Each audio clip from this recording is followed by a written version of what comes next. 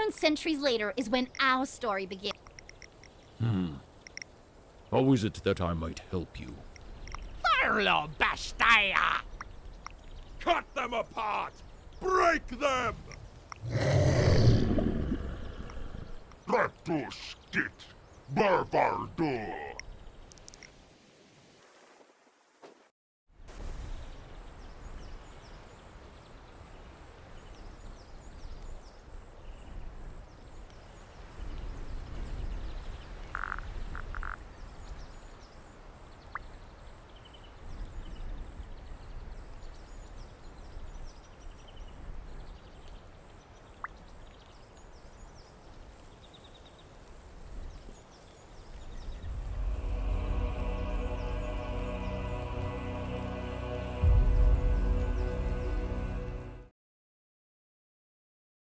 Something different.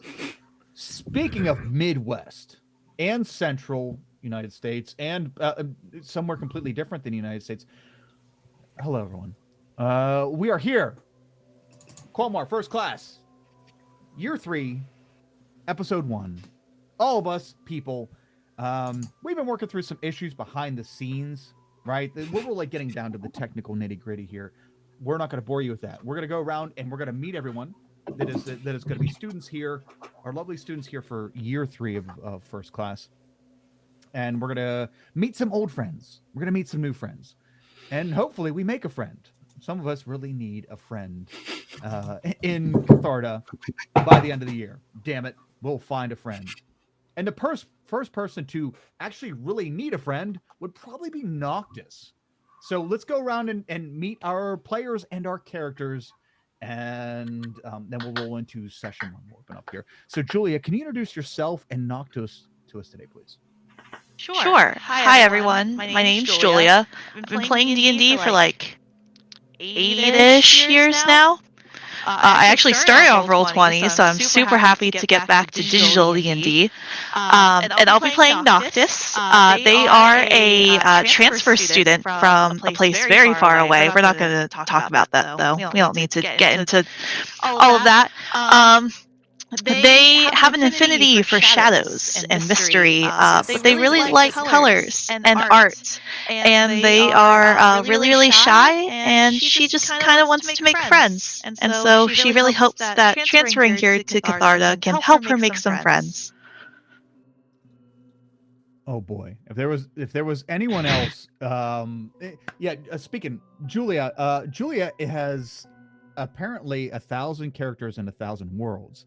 And every character is a transfer student of some sort. But if anyone besides Noctis was interested in making friends, I think that Nerif would be a close second, as Nerif has dedicated his very existence into showing everyone how many friends you can make, especially with those that have departed us, spirits, ghost people. And how the living can make friendships and retain friendships with the dead. Nerif, Zach, can you introduce yourself and Nerif to us today, please? Sure thing. Hi, everyone. My name's Zach. Been with Quelmar for a little bit now. I was here in year 1 with Morcella and them, and it was such a great time. But specifically, little Nerif here is back better than ever. The little halfling who's so lucky that he gets to see dead people. He just wants everyone to be friends all the time with all people, both living and dead. So he is more than happy to befriend Noctis and any other spirits that are trying to talk to him. Yes, and Nerif has some awesome new lovely art. Thank you, Nymira, for giving us new art, including the bunny, the stuffed bunny that is that Nerif's friend Nymira is able to embody, like to give her a physical presence temporarily. And very nice, very nice. Spirits Bard, and you're actually a Spirits Bard now because we're level 3. We're starting at level 3, y'all. So excited. But you know what? That Nerif is a return. You're right. Nerif is a returning character from year 1 that we've zoomed into and saw their experiences for year 1. to bring it back to another returning character for year 2, Jeff is bringing Francis back from last year to see where Francis has gone over the course of the journey. So, Jeff, can you introduce yourself and Francis to us? Oh, Sorry. Craig, what's up? Just to interrupt real quick, chat saying that all the players have a lot of echo on them. Shit. That means that 2 audios are playing. Yeah, we're live streaming from the Taj Mahal today. Apologize for the echo. Welcome, everyone. All right. Sorry. Let me see. Thank you so much, Craig, because I do not have Twitch up, but I will. Let me see if. Yeah, we just really like the sound of our own voices, so I hope y'all don't mind the echo. Yeah, Yeah, you're getting twice as much fun with us, you know? That's kind of great quality service we provide for you here. It was an awkward request to have yourselves echo over yourselves, but I couldn't help but accommodate. It's not a service. You have to subscribe twice. You owe us more money now. You're right that they are coming in with the Roll20 audio. So how the fuck is that happening? Oh, it wouldn't be first class if it wasn't for some tech issues. That's right. Heck It wouldn't yeah. be first class if it wasn't last class audio quality. Shit. Well, considering I have the audio and visual turned off. You have the Roll20 chat showing. So I don't know if that's Roll20 right. audio chat? Well, you It's up saw it on on the screen. I don't know if it's like. Oh yeah, I have that showing, but that's the audio is turned off on that. That is on a different browser. Yeah, there is no audio on that browser. Although, hold on. Yeah, no, that's all. That's all. I got that all in check. All right, so what I'll do is, chat, let Craig know if that fixed the problem, because I just turned the complete audio off of Roll20. So we will have no background music, but we'll see if that fixed the problem. Craig, just give me a thumbs up or thumbs down in the middle of this, so we'll just roll on and have Jeff. Jeff, can you introduce yourself and Francis to us today, please? Yeah. Hi, I'm Jeff. I joined Quelmar in 2018. I'm not going to do math. I am, somehow my character, Francis Langford, snuck into year 3. And she is a chorus girl from Julespar, who, when the Dragon War broke out, she's like, I don't want to be stuck doing USO tours with Bob Hope for the entire war, so I want to do something useful. So she's going to try and get into some artificing some more. She's taking those steps. Year 3. Awesome. Yeah, Jeff Francis, is moving on echo-free. from year 2. Jeff, we had such a candid moment at the end of year 2 with Francis getting the letter from her beloved, and then going on to help complete, help make the end of the campaign, or end of that year of the campaign dance happen, right? And we had such a candid moment there, and the Twitch didn't save the VOD. Actually, that's my fault that I didn't go in and manually load that over to YouTube from Twitch. But don't worry, CPR committee is on the case, and we're gonna try to make sure that we're gonna I got bring a it up to letter the from board. my boo in Julespar. I know. So great. Oh, that was He's a such scholar. great one. Actually, that might be on there. I can't remember if that happened in the second to last episode or the last episode.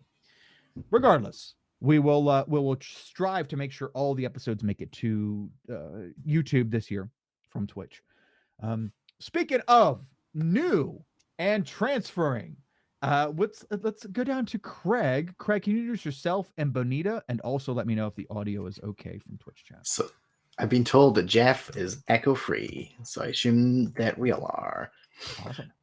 Hello, I'm Craig. I've been in Quelmar for some amount of time. That's a while at this point. I think it's actually my first Twitch campaign to be part of, so that's exciting, even though I've been here far too long. I'm going to be playing Bonita, who is a frost orc from the kind of frozen wastes of Brem, and she's maybe not quite as accustomed to throwing spells around and doing some fancy wizard stuff. I maybe punch things a lot more. So it's been like a transition coming to Catharda, but what I lack in magical talent, I definitely make up in my tenacity to get better at magical talent, even if it's taken its time. I'm a level 1 wizard. Awesome. Crap. Sorry, I was trying to fix our audio so we could get background music. Apparently, we're good. Here we're good. Benita, I'm super excited. One, because I've never spoke with anyone from what I thought was called, up until this very moment, was called Breme and not Brem. So thank you for clarifying that for me, Craig. By the way, we have two very knowledgeable lore masters here with Craig and Jeff, as they are very good at capturing a lot of the Quelmar lore. Which is ever building. So it is a very insurmountable thing to gather everything, because we are adding to the wiki every day, I would assume. And but out of the whole Quelmar community, these are two of the best lore masters here at this table, to shame me for my lack of Quelmar lore. But you know what, Brem, the new Breme, is I'm very excited to hear about Benita's life as a frost orc in the frozen tundra or frozen lands of Breme. Brem. We're in like the deep north section. Like we're beyond the mountains. Yeah, where everything's just cold and like there's giant moose everywhere and just regular giants. You can see a suckbow from your house. You had me at like frozen wasteland type thing, and then giant moose, which in real life moose are pretty intimidating. Oh, they're big. These are like house-sized meese. Meese. Oh, yeah. Those stupid house-sized meese. They get you every time. But that's okay, because they're accompanied with giants who love house-sized meese. Everybody, I'm Kyle. I'll be DMing this year of First Class, and whoa. Man, we have a heavy start here, right? So we wanted to introduce all our player characters, get to know them briefly now, and then we're going to explore this over this school year, and we're in for an adventure. Content warning for today's session is that there will be briefly covered themes of kidnapping, discussed with all the players. We've gone through our protocols, safety protocols. So, but there won't be any graphic depictions of anything, but we will touch on kidnapping as a theme for today. So, for anyone out there who's watching this, just let you know, content warning for that. It will be for the first part of this, the first, I would say, probably 20 minutes or so of today's session. All right, let's begin. Year 3, y'all. Let's get into it. All right. So we've been at Catharda Academy for 2 years now. All of you have had your individual interests and your little cliques coming and going. Although it sounds like Noctis might not have had a clique yet, or friends to get into. You're all members of Quelmar's First Class, and what that really means is that you are the first class from start to finish, year 1 to year 4, that started here in Catharda. There are students ahead of you. There are year 4 students, and there have been students ahead of you since you got here. But those students were transfer students from other universities. There's a dragon war going on the surface of Quelmar right now. Tiamat is in. Oh wow! Hit me, Craig, Jeff. The island, Kiston. There we go, Kiston. Tiamat is in Kiston, sending out her forces, and doing the whole "I'm an evil dragon god, creature woman lady," and trying to conquer the realm. Fair enough, but there was a decision made by Director Venelith, a mysterious, wizard, here in Catharta Academy who decided to start this this underground safe haven for the training of magic users here in Quelmar to help protect the realm and basically better humanity, or I don't know what you would call humanity when they're not all humans, but better the lives of people here in Quelmar by teaching, having a safe space for people to learn magic or foster their already inherent ability. Though we're going to question Benita on her inherent ability here. I'm But been anyway, questioning myself the past 2 years. yeah. We're getting there. Benita, there was somebody trusted in you to sponsor you. All these students here, all Noctis, Nera, Francis, and Benita, they've all been sponsored. 3 years ago, they were sponsored. Somebody saw something special in them, thinking that they were worth putting their reputation, their neck on the line to say, hey, I know you have this secret magic academy. This person here would be great to go and learn and foster their abilities to come and protect the realm. So we're going to explore why these people are so special, and maybe explore the relationships between each other and how that's special as well. And we're also going to have an overarching thing going on in the background here for year 3. First year we had the students basically just getting to know Catharta Academy, and then there was a disgruntled professor who was fired from Catharta who snuck his way back in and was trying to muddle up the university. Year 2, we had our year 1 student, Erica was Morchella. Thank you. I was gonna say Grand Mush, but that is not correct. Morchella had made some decisions in year 1. Basically, Morchella was was kind of bullied a student when we were trying to help out in year 1.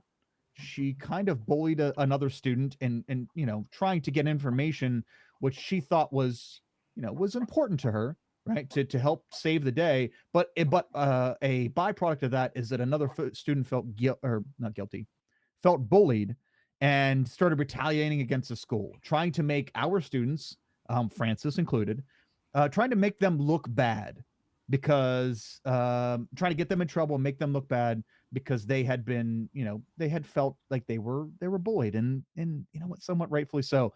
But in the end, Morchella ended up, righting her wrongs, or understanding what happened, and our group, our players, made things right. Not only stopped that Greta was the NPC's name. Not only stopped Greta from destroying a lot of the good things that were going on in the university, but also helped everybody else understand that, okay, sometimes getting to the right thing means that you might hurt people, and you need to recognize that, and also try to make that right, and try not to hurt the people along the way. Long way of putting that thing. But anyway, this season we'll have an overarching theme, and we will dabble in and out of the classrooms and see what our students are doing and how they can affect this overarching problem. Session 1s are always so long-winded on my part, so my apologies. All right, let's zoom in. Let's, with all that aside, with our backstory aside, let's zoom in to today, to the here and now. And I'm going to give all of you what the last thing you remember, because we're going to have to touch on you guys individually and see what's going on with you right now. Because the last thing all of you remember is that you had gone to a presentation. This was more along the lines of, if you don't come to this, you forfeit some points towards your towards your overall grade. It is a voluntold presentation that you are all 4 of you are involved in, and I'm excited to see what each of you as players and as player characters, what your relationships between each other are. We did have that question pop up of hey, how much do we know each other as characters? And I'm going to leave that up to you, but we're going to decide that on the spot today. So as much as I'm put on the spot right now, I'm going to put each of you on the spot here very shortly. So we're going to go around, or I'm going to explain to you what you all know, the last thing you remember, and then we're going to zoom in on each of your characters and see what you're each going to see something and a vision, right? And then we're going to come out of it and we're going to all be together and then we're going to roll from there. All right. The last thing each of you remember, Noctis, Neref, Benita, and Francis, is that you were voluntold to come to this presentation by the head of the Cyrex house. And her name is Miranda Wright. And I really wish I would have uploaded these pictures to Roll20. Damn me. All right. But I'm going to put them in the Discord. So if you are part of the Discord, if you're watching this, you probably are part of the Discord. And if you aren't, you should be. But I'm going to put these in the first class Discord channel right now. Nope, that is my AI art channel, which I use to generate this image, and that is not what I'm trying to. There we go. All right.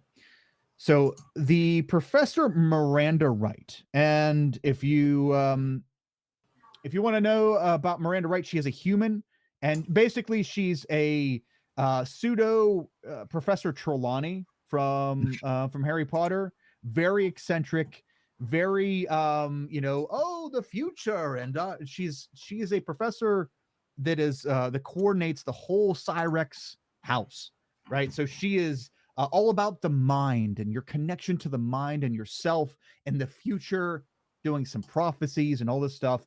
And I still think Trelawney was on point on several matters. Yeah. She's got the That's glasses. this every time she talks. Yep. Just a lot of gazing and big bottle cap glasses. But the example picture is in our first class Discord channel right now for everyone to, if they want to see what that Professor Wright looks like. So Professor Wright, goes up and gives her big presentation. All four of you are on stage on a couch over in the main campus area. And we've all been come here to see this grand thing. And what the presentation is on is called Guided Meditations. Oh, wait. Let me make sure here. There we go. Arcane Guided Meditations by Professor Miranda Wright. And all of you have been voluntold to participate in this. One, it will give you credit towards your graduation. And two, well, let's not say why you were kind of nudged into doing it, because I think that might be fun to find out along the way. So all of you are these guinea pigs, these 4 guinea pigs. You're sitting up on stage, and with the power of arcane magic and mind magic, psionics, whatever you want to call it, Professor Miranda Wright helps you all get into a meditative state.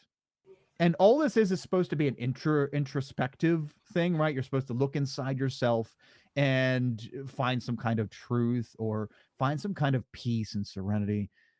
That doesn't happen to the 4 of you. What actually happens is that through this arcane guided meditation, you find yourselves seeing a vision of something that is going on or has gone on somewhere else. And this vision is kind of very relevant for the time here in Catharta, because a student has gone missing recently. It's been just over a week ago that let me look up the exact name. I know her name's Carly, but there we go. Carly Espin, a human female, has gone missing like 8 days ago. And though the search was very very, I don't want to call it ravenous, but we went to great lengths for the search initially. It's kind of, now it's a week later. It's like things are dying off. Most of you know who Carly is. She was a year behind you, so she's not first class. You're first class. But she's a year behind you, but she was a nice girl. There's a picture of her in the first class Discord channel. And nice girl. She was basically the hints to you have been that she has been heavily practicing invisibility magic as well as mind magics lately. and she is a Cyrex member. So I see that none of you are Cyrex members, at least at the moment, which is fine, not a problem. But she seemed to have a pretty decent personal relationship with this Professor. I keep wanting to say Trelawney, Professor Wright. Yeah, so Professor Wright puts you in this meditative state. She wants you to look inside, but what you see when you're inside is something not so great and not so you. Let's begin these visions with sorry, pulling up notes. 9 windows deep. There we go. Okay. Let's begin this with Francis. Jeff, Francis, how did Francis feel about being told, and why do you think she was told that she needs to be a part of this presentation, this mind magics, this arcane guided meditation? Why do you think Francis was told to be a part of this presentation?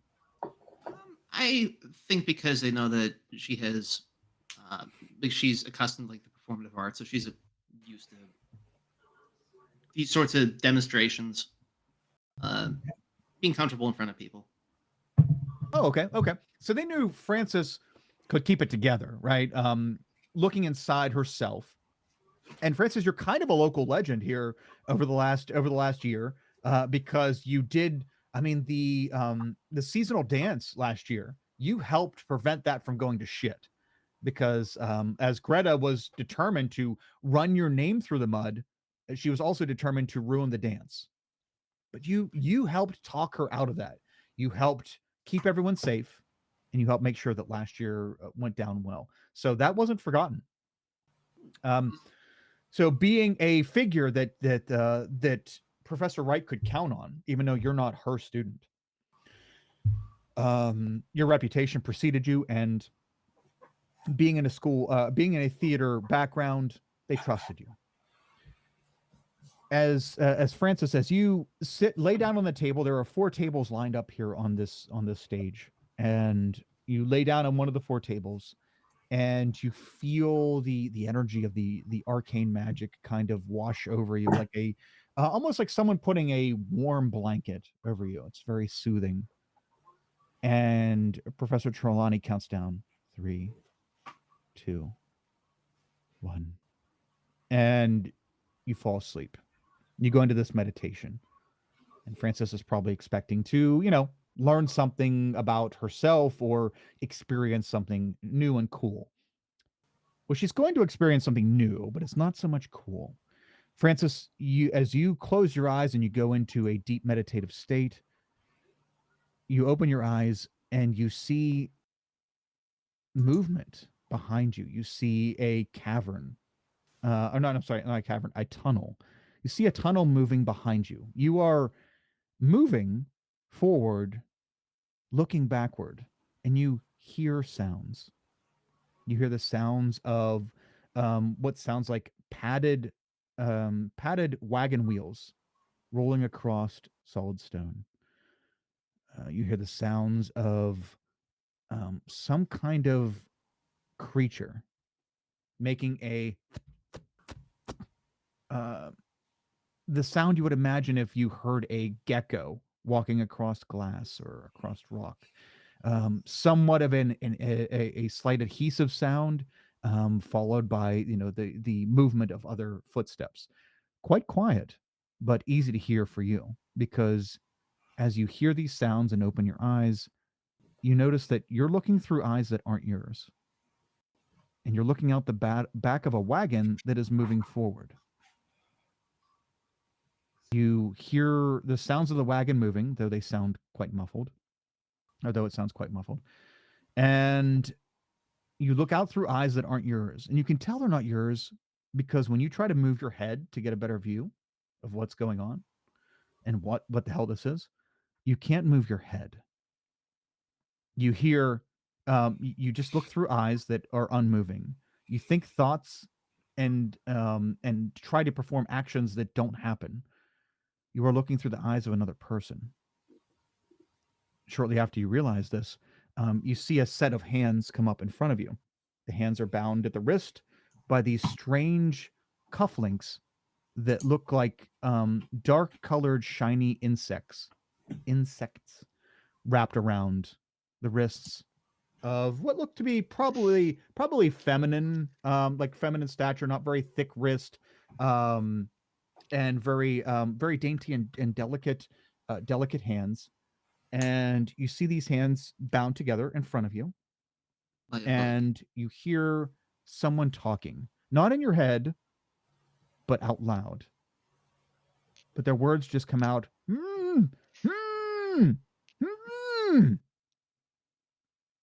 Francis, as these visions, as these sensations come into view during your meditation, what are your thoughts, or what are your reactions? I'm very uncomfortable being out of control here. Desperately trying to look around for anything that I recognize. Okay. Francis, as you go to look around and see what the hell's going on, you can tell you're in the back of some kind of wagon, and through these eyes aren't yours. No, neither is the head. So when you go to turn your head to look around and get a better view, to gather information, find out what's going on, you can't turn. You are a spectator in quote unquote your own body. You can see what the person is looking at, and it seems as though whoever it is going like this and trying to break these insectile like binds that hold their wrists together. And but as you you're looking through this and trying to gather information, you just hear them mumbling to themselves through what sounds like a muffled tone. Can I make anything out? Is it like? Do I recognize what they're doing with their hands? Is it like a Morse code? Make an insight check, Francis. Insight. Oh, that's right. We have a Roll20 thing now. What? We can see the rolls. Woo. I need to get a border for that. Emma, I just rolled a dirty 20 in D&D Beyond. I'll do Roll20. Switch over. Doesn't count. Wait, I thought you had the there's a what's it called? Google Chrome plugin. There we go. There is a plugin to connect D&D Beyond to Roll20. There is? So that your rolls go automatically to Roll20. Oh, I never heard of that. Yep. We'll figure that out later. I'm gonna roll 20. What was it? It's almost a dirty 20. But it's a 3. Oh my god. Cool. It's 5 because I forgot the modifier. Okay. All right. You can tell that it looks like it might look like the person, it recognizes that there's something else here, because it looks like that the hands are waving to itself, to the person, to the eyes, to maybe to you, like urging you to do something. You have no physical control right now, but you feel like you are in your head. Do you mentally do or say anything besides observe? I try and reach out in my head, just think really loudly. I don't know what this is. Okay. Think what is happening. Okay. Over and over again. No problem. Yeah. Okay. So you think in your head what is happening, right? And much like we in the real world, we can think in our head. We can think the words, and kind of internalize vocals. And as you do, Francis, you see the hands go from like a come hither type motion to clapping and pointing at yourself, and then you hear that. I don't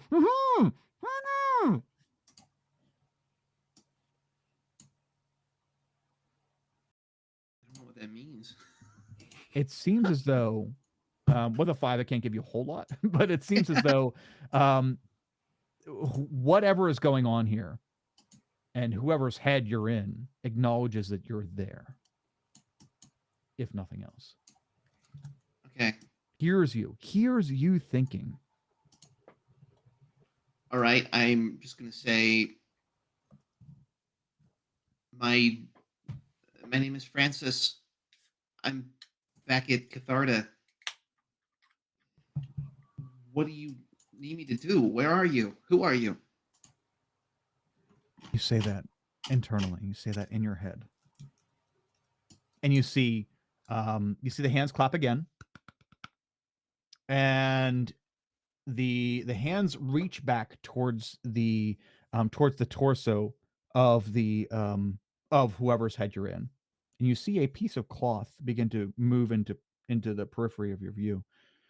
And as you do, Francis snaps out of it. Francis, you wake up. You're laying on a table, the exact table that you were laying on at the beginning of the presentation. Your eyes flutter open. You're back where you started, which seems like only seconds ago. And you hear Trelawney. You hear Professor Wright. Francis is awake. Please tell us of your journeys, of your internal struggles and turmoil. Francis, sit up, please. Professor, what was it I was supposed to see? Oh, you were supposed to see the most questioning of things, the most important of things that you need to solve for yourself, dear. Tell us, what is on your mind? Oh, that's good. I have a lot of questions. Someone's in trouble. Oh, of course. Oh, go ahead. It's not me. It's like a girl in the back of a cart. Oh dear, it sounds like you're projecting. Okay, this is a metaphor. The girl in the back of the card. Okay, this must be you for sure. Go ahead. It was not me. It was they were trying to talk to me.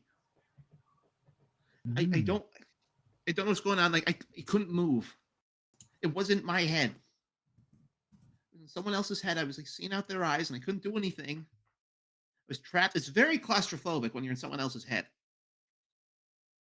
Oh, interesting. And she looks out to the crowd of about like 17 students. There was supposed to be a showing of 40, but 17 students showed up for this. She looks out the crowd and she addresses them. You see, Francis is internalizing all of the, it sounds like trauma and great danger ahead. No control. This is a part of every mortal's life. It's a lack of control. Excellent, Francis. Please tell us. When you were seeing through the other's head, she gives air quotes. The other's head. What did this show you about your life? It showed nothing. It just showed that someone's trapped. It's someone who's not me. This was not me. I don't think this was a metaphor. Like I was talking to them. They were trying to communicate with me. I couldn't make out what they were doing, but they were pulling something out of some type of a cloth, and then I woke up. But they could hear me thinking really, I thought really loud, and somehow they could hear it. I don't know who it was. What were they trying to convey? I think Professor pauses for a second. Oh, okay. Sorry. Professor pauses for a second. Yes, yeah, of course. That's all part of the interpretation of the mind magics. This meditation is very potent, students, very potent. But that's okay. We're going to learn. Francis, thank you for your evaluation of your internal thinking. And if you'd like to write a paper on the matter, we will totally explore this later on. Professor, I linked with somebody else's mind. It wasn't internal at all. Of course, dear. Of course, yes. Linking of minds. A way to internalize your relationship with the world, ladies and gentlemen. And she begins to clap, and the other 17 students are like, yeah, whatever. They're kind of like bored and disinterested. But Francis, to you, this is very real, and you're trying to explain something that is Doesn't seem like this lady's getting or quite understanding what you're trying to say. But she is going to kind of brush that off like, oh, okay, sure, yeah. She's going to try to brush it off. But as she's doing that, let's zoom back into someone else's experience, because you're the only one awake right now. Everyone else is in this arcane guided meditation. And let's take a look at, let's jump over to Noctis. Noctis, as the same things as described for Francis, you remember the presentation prior to this. It was, you were urged that it was very important that you volunteer for this. You remember getting to the stage, and there not being very many students in the audience for this. No wonder they had to start polling people to actually show up for this type thing. Noctis, why do you think, or Julia, why do you think Noctis would be involved in this display, in this presentation? What did she do or like, how did she get involved in this? Well, Noctis is very quiet during class.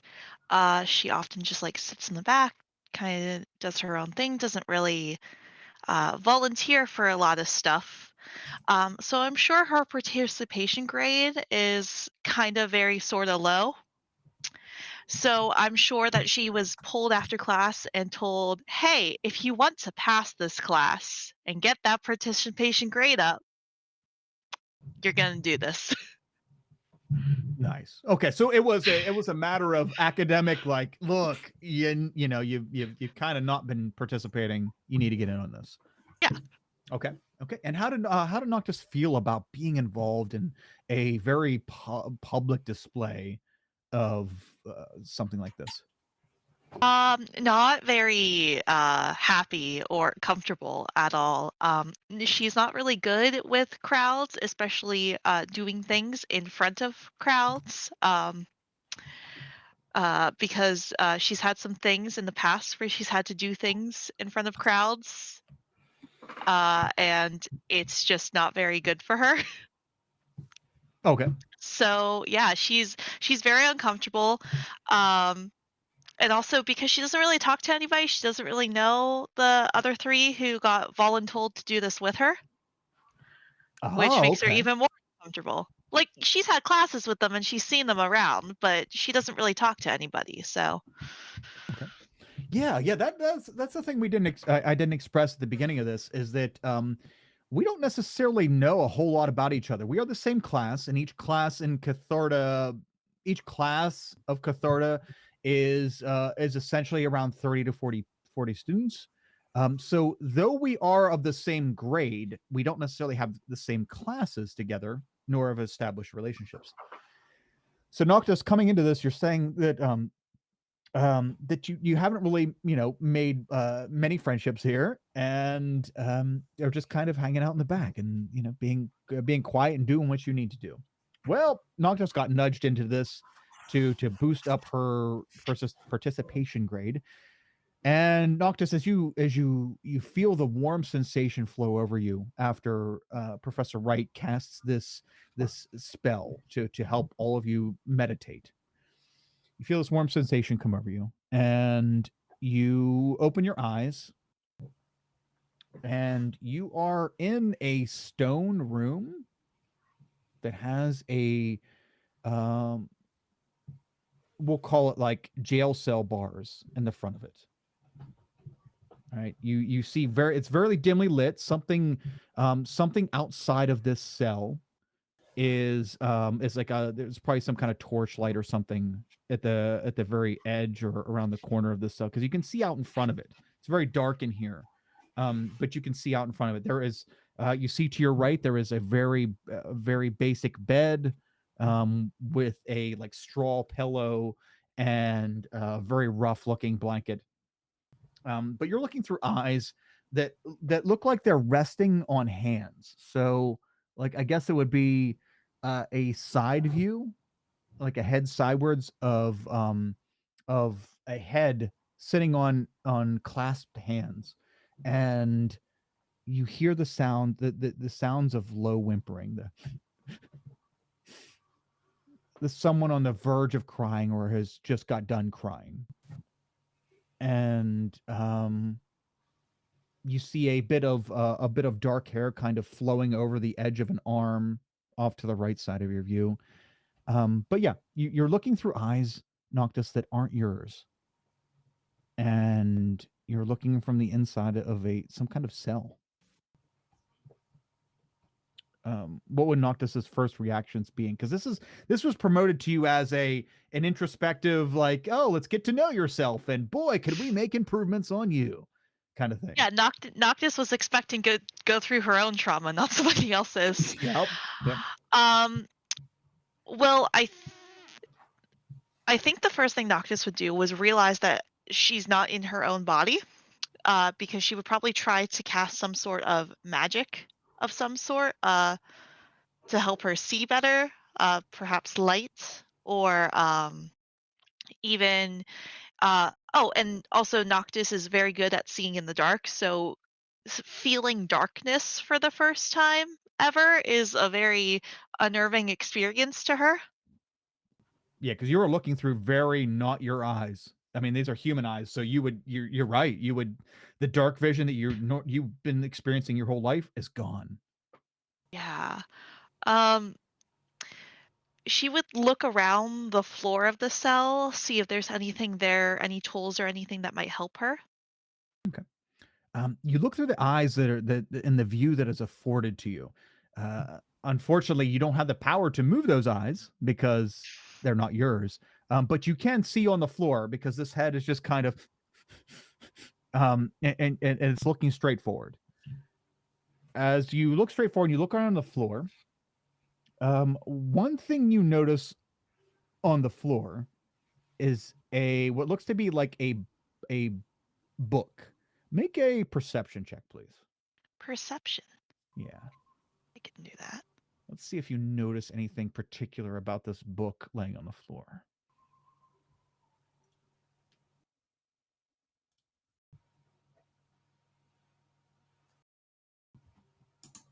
$15. Okay. You look out through the eyes that aren't yours, and you see this book on the floor, and with a 15, you can tell that this looks like a blank notebook, not like a book that someone has written and it's something for you to read leisurely. It looks like a blank notebook. In fact, you also notice that attached to the binding, the back or the spine of the book, you can see there is some kind of like quill or writing apparatus. This looks like a blank notebook that was thrown on the floor, and it sits wide open, blank page, in the middle of this cell. As you're seeing this, you don't see anything else about the floor that looks strange or notable. You're in a solid stone room, right? Not like stone with mortar in it, not like a building, but solid stone as in this was solid rock at one point. And you look ahead at the bars and you see and hear the sound of footsteps. I'm gonna go with Noctis that. would immediately look okay. up. Go ahead, Julia. I said Noctis would immediately look up. Okay. You look up, but the eyes don't move. They stay focused, not I guess more lackadaisically looking straight forward. You can see out of the cell, but you can only see out of the cell like ankle height out in the hallway. And you hear the sound of footsteps. They do sound heavier, but they don't sound like armored, like a knight. You don't hear the shuffling of plate mail or anything like that, but you do hear the heavy footsteps of some individual. And then through these eyes that you can't move, you see a set of boots come in to view out in front of the cell. They take a few paces across the width of the cell, and then they stop and they turn, and you see the boots turn and look towards the cell. The head never looks up. The whimpering stops. And you hear a voice. You ready to talk now? See, you haven't written in your book at all. It's a shame. We were hoping you would know a little more than this. It's all right. We'll break you of that. And as the weird laughter the weird laughter begins to fade away, so does your vision, and so does your sensation of being in this cold, dark place.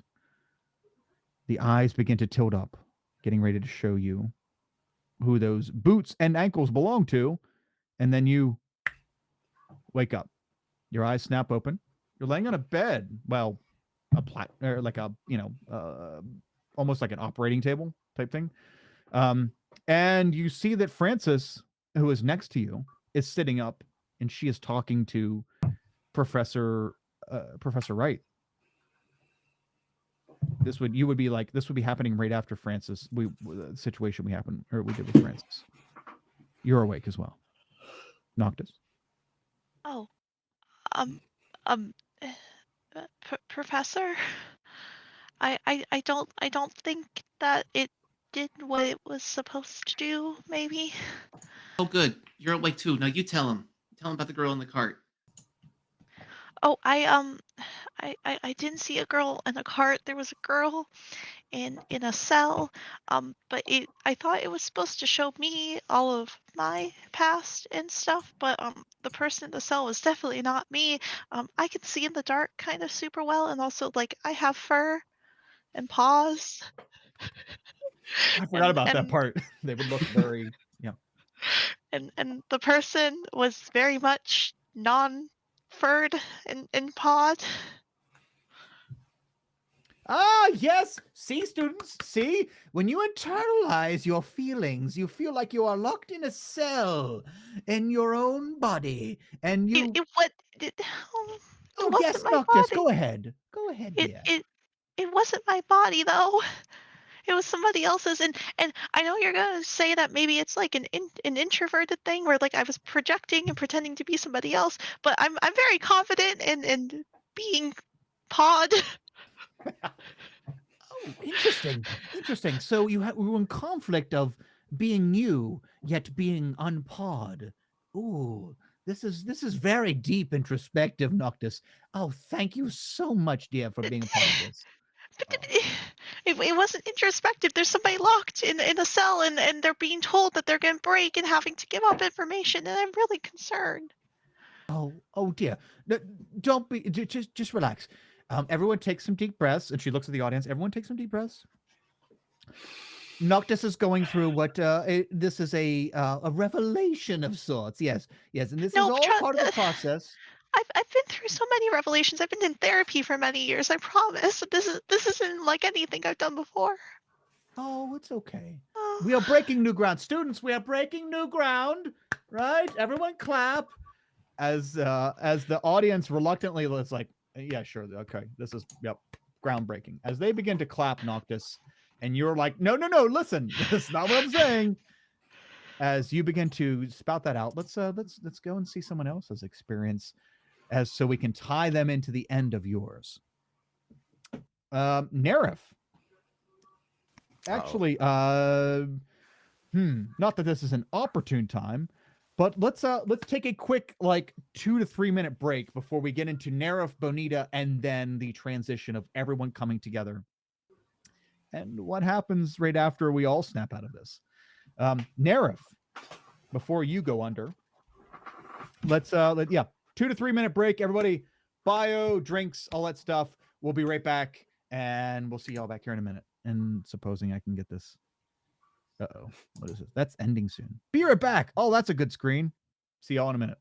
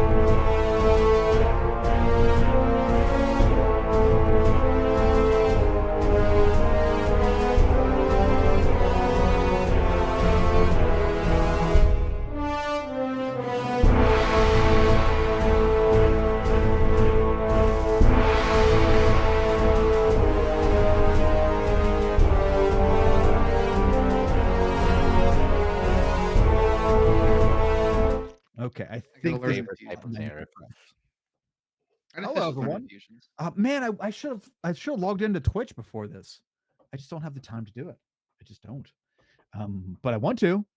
And when I watch this back over, because I typically do watch the sessions back over. That way I can, when I'm making notes for the next session, that it helps keep things, fresh on things we want to touch on. But anyway, I thank will you so say, much I for think joining it's us, still everyone. the old title as well. And, oh, it is the old title? Wait, is it the first class title and not? No, Barkeep No? on it the says board. barkeep. on the Oh board. no, this happens, All right, I'll tell you what. I might not have this open on a desktop, but I think I might have Quelmar on my. I do. It says I'm live. Sweet. I can switch this on my phone. Stream And I was manager. muted again. Edit stream info. Wow, thank you so much. Barkeep on the Borderlands. That's not us. Is that like Stuckies? Yeah, that's not us either. Man, I feel so lost. All right, Quelmar. Weirdly, a Stuckies appeared on campus over the summer break. Yeah, it's like Oban Pan. They work their way into every freaking campus. How dare they? Well, I'm glad you all brought that up to my. Yeah. There we go. Just as we were going live again, the perfect time for me to do such thing. Yeah. Oh, Yeah. by the way, we're live, and ask me how much I care. I mean, I care about everyone who's here while we're live. Don't get me wrong. But as far as production value, look, I care about you, chat. Even if Kyle doesn't. We have 14 people watching right now. We care about you and only you. Anyone else logs in. Yeah, that is. How dare you, Craig? Put those words in my mouth. It's fine. I'm still to go, so I got time to be messed up. Yeah, exactly. Benita hasn't been put on the spot yet. So never mind. Let's get to that. Let's put some pressure on her. But first, let's go over and see Nerif. All right. So Noctis and Francis are awake. They've each seen a vision. That's not an introspective. It's not not an arcane guided meditation on helping them find out what their issues are. That's not it at all. They saw something different through someone else's eyes and not their own. Nerif, I don't know if this is going to shock you or not, but after you go into the meditation, the 3, 2, 1, when you awake, you also are not in your body. This is even more so jarring for Nerif because Nerif, you have been, we'll call it joined at the hip, for lack of a better term, with Nymira, a spirit that has been you've been connected to since you were what, a child? Is that what you said, Zach? Baby. I was a baby. Yep. Baby. Yeah. So Nerif has been friends with this spirit, Nymira, since Nerif was a baby. So he's not spooked about spirits and all this stuff. But my question is, Zach, how does Nerif feel when there are no spirits? Because when you snap into it, I guess you would say, or when you come to during this meditation, you're not in your body, but which also means you are no longer connected to Nymira or to any other spirit related thing that you are used to. That is your baseline, we'll call it. Oh yeah. This is alien for you. Oh yeah. Nerf would be like, where is anyone? I am alone. I'm never alone. I don't like being alone. I always have friends. Where are my friends? Kind of freaking out right now. Well, Nerif, I don't know that this is not going to console you. So apologies ahead of time. You don't have any friends here, but you do have a similar experience to Francis in that, not that you would know this at the time. But you look through eyes that aren't yours. You try to move hands that aren't yours. You try to, look around and aren't afforded that luxury. You look through eyes and you see a tunnel behind you. You're in the back of a cart, but the cart is not moving. And it's very quickly realized on why it's not moving. You hear the sounds, the screeching sounds of some kind of creature or animal, and the yells of people not far from you. So we had what, an insight check and a perception check. Let's do a nature check. Nerif, can you make a nature check, please? Sure. We'll Let's see. spread the love of these checks around. Darn, I was about to say both perception and insight are my highest ones. Oh man, I know. If only we could recycle them. Damn you, DM. Yeah, Craig's probably running through his head right now, like, okay, what checks is he going to make me do? Oh, nature check. Yeah, you're right. You're right, Zach. I wish it was one that you had a higher value It's for. sad. Nerif, you're listening, and that is like your biggest asset right now. Is because you don't have the control of your physical faculties. You're listening, and you're looking out through these eyes that sees a tunnel behind you, and the edge of a cart, and you're hearing the sounds of, and then sounds of people yelling, stab it, stab it, stab it in the neck. Ah, damn it, Jim, stab it in the neck. You hear people yelling. It sounds like there's some kind of battle very nearby. And then you feel and hear something smash into the cart. The cart rocks a bit. The body that you're in shifts and slides a bit across the cart. And you hear another roar. And then you hear the voice of a humanoid voice in the distance. Ha! Jim, you got him with that one. Good stab. Yeah. Calvin? No. We'll get. No, don't worry. We'll get back to Calvin. No, but just some random dude. Right? That's dude voice, I guess. Find the Tasmanian devil. Yeah. So as the spinning thing comes into view, no, but you're looking out through these eyes, and you hear these sounds in the distance, the close. I don't want to say distance, the close perimeter, of some kind of creature, and its death cries. And then the sounds of victory from humanoids in a language that you understand.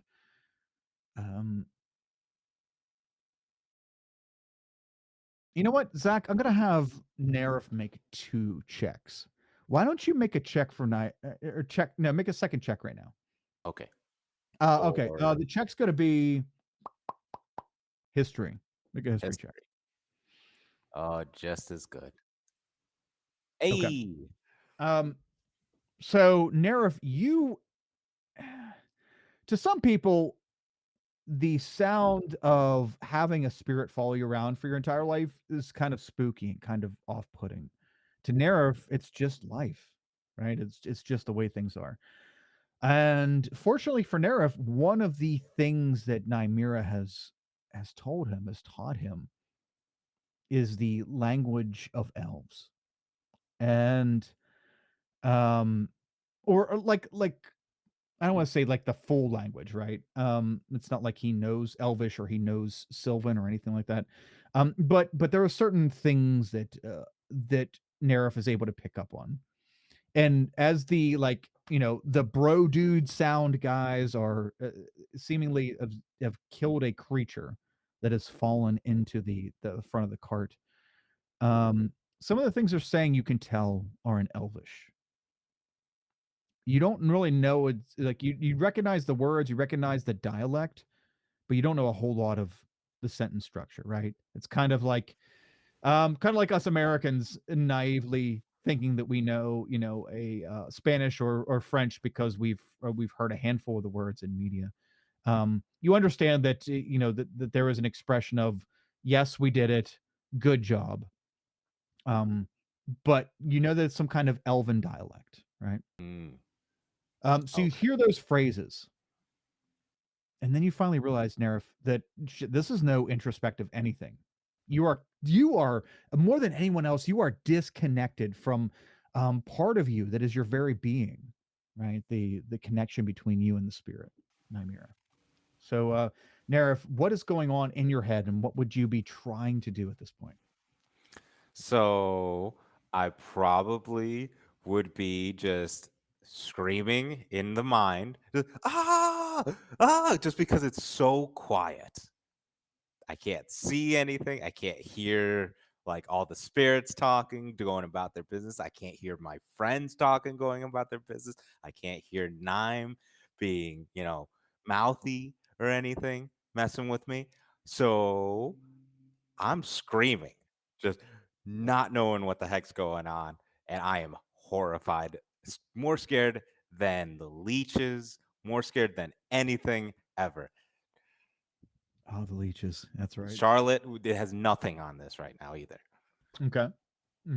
So your experience is already in this university with being traumatized by leeches and a spider that can phase itself in and out of vision. Yeah. You're right. You've been through trauma before. This is a whole nother can of leeches. So No. you start screaming, and as you hear all this go on, and you start screaming, the everything in your periphery, your field of view, or at the edge of your field of view, you see hands come up, and you hear that shh shh shh shh. These hands are bound. They seem to have like some kind of insectile creatures that act as manacles. I guess if we're going to use D&D terms, act as manacles. But you hear the shh shh shh. Okay. All right. I stopped screaming because like friend is telling me shush. What's going on? Who am I and why are you here? Oh wait, no. Who are you and why am I here? Okay. Your first response was the shush. Hmm. Your second response to that statement right there is that your eyes, your field of view rolls over and you look into a cart that has several crates in it. And as the body turns over, as your field of view turns over, your face is probably 4 inches away from a cart, or from a cart, from a crate. And the hand that was just shushing you goes up and tries to scratch little images into the side of the nearest crate. And as you do that, as it does that, you put in a word is scratched into the wood. Help me. I'm sorry, 2 words. Wow. Help me. And Okay.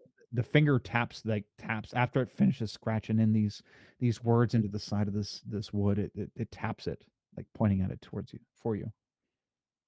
She's in a box. Okay. In a crate. Okay. Great. So Well, where's I mean, to you, it looks like she's in the back of a wagon that has crates on it. Sorry. I That's okay. thought that's what you meant by the tapping. Okay. All right. How do I help you? Who are you? Who are you? As the hand moves from the bottom crate in this wagon up to the next crate up, it starts scratching in a word. And as it starts scratching in a word, Nerif, you wake up. You're on a table next to Noctis, who is sitting up and trying to explain something to Professor Wright, which you remember it was holding Yeah. this whole presentation. And you see, hey, Francis is up next to her. And they're both And talking to Professor Wright. okay. Can I just, as I wake up, just keep screaming, "Who are you?" As Sure. I point to Noctis? Okay.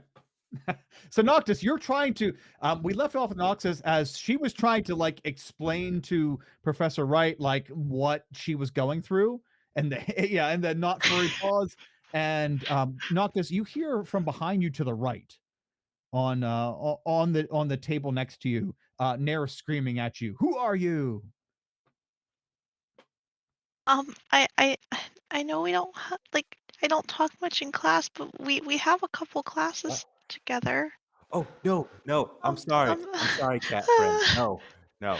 I'm so sorry. I'm so sorry. I know, Noctis. I know. We have classes. I see you in the back being quiet and being knowledgeable. You're a good person. Also, I have fuzzy paws, right? I'm trying to tell Professor Wright that I have fuzzy paws, and she doesn't believe me. That's Professor Wright might not be very right in the head then, because I see you have fuzzy paws. But that's besides the point. That's besides the point. Professor, I couldn't see dead people. Nerif is awake. Excellent. Excellent. Well, young lad. Okay. Oh, good. Sit on up. So, for all of you who don't know, the student, Mr. Nerif, he communes with the dead. We should talk sometime. That's a very interesting thing. But yes, Nerif, who is you're also a third year student. Is that correct, Nerif? Yes. Good. Oh, so lovely and dandy. Okay, so you are a third year student and you've been speaking with ghosts all your life. How did it feel to be inside your own mind without the ghosts breathing down your neck? Horrifying. Quite possibly one of the worst experiences I've ever had in the short existence that I've been in, and I never want to do that again. Also, I don't think that I was in my own head. I think I was in the head of someone who was tapping "Help me," and there was some screaming, some fighting, and some Elvish, and uh, I'm so happy I could hear all of this, see all of you as I looked at all Professor, the other see, ghosts. see, it's not just me, and it's not just Francis. I think something went wrong with your spell or whatever you did to us. Because you said that you weren't in your body thereof. Because Francis and I think that we weren't in our bodies either, and nobody believes us. Oh, dear, that's not true. That's not true. This is all very tragic. But all I used was magical melatonin. And I did not use a spell or a strange thing. I just allowed you the opportunity to go into a deep meditative state. It is okay. It is fine. Noctis, uh, dear, it's okay.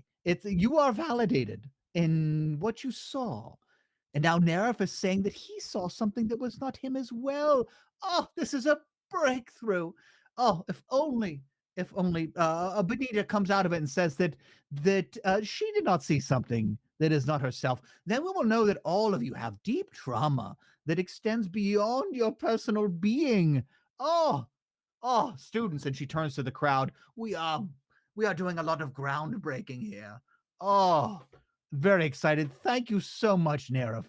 Is there anything else you'd like to add besides you weren't in yourself and you were disconnected from your spiritual friends? Yes, yes. There was elf talking and melatonin. Excuse. Did this happen to touch any Eldritch Balm?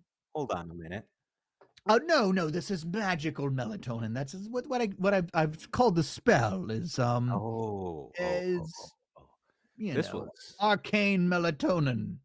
Mm, Yes, it's gonna be in Curate Quelmar, Pyramid Tales of Quelmar 2, Volume 7. Professor, That's what where are you that spell talking comes about? from. That's where that spell comes from. Is this another textbook we have to buy for class? Oh gosh. No, no more. No, they're far too expensive, and I am all about the mind and learning. Actually, I hear that particular textbook is very affordable. It is actually, if you were going to go to Quelmar.world. Actually, I don't know if it's on the world site. So Nerif, she gives you like a very cursory acknowledgement, like, okay. It seems like this woman is willing to give you a little more, we'll call it wiggle room, because she knows that you deal with this dichotomy type thing on a normal basis, right? You're used to having someone there to talk to and to bounce ideas off of, with you being able to communicate with your spiritual friend. Mhm. But she's kind of pushing it off as Nerif, this is probably traumatizing you because you're not used to being alone. Oh. I mean, this is traumatizing, but not just because of that. It's traumatizing because of. Oh wait, I'm gonna have to speak as Nerf. Oh crap. How do I want to go about this? Okay, I'm gonna go ahead. I'm gonna sit straight up, and I'm just going to say, "Where's Bonita?" You sit straight up and you say, "Where's Bonita?" You finish talking to Noxus, and you finish talking to the professor, and you look over, or you look over and you say, "Where's Bonita?" Or you say, "Where's Bonita?" And you look over at Bonita at the table Bonita was laying at. And Bonita, I'm very excited because Bonita is another orcish friend, but she is very different from Morcella, who was a native Eisenhound half orc friend.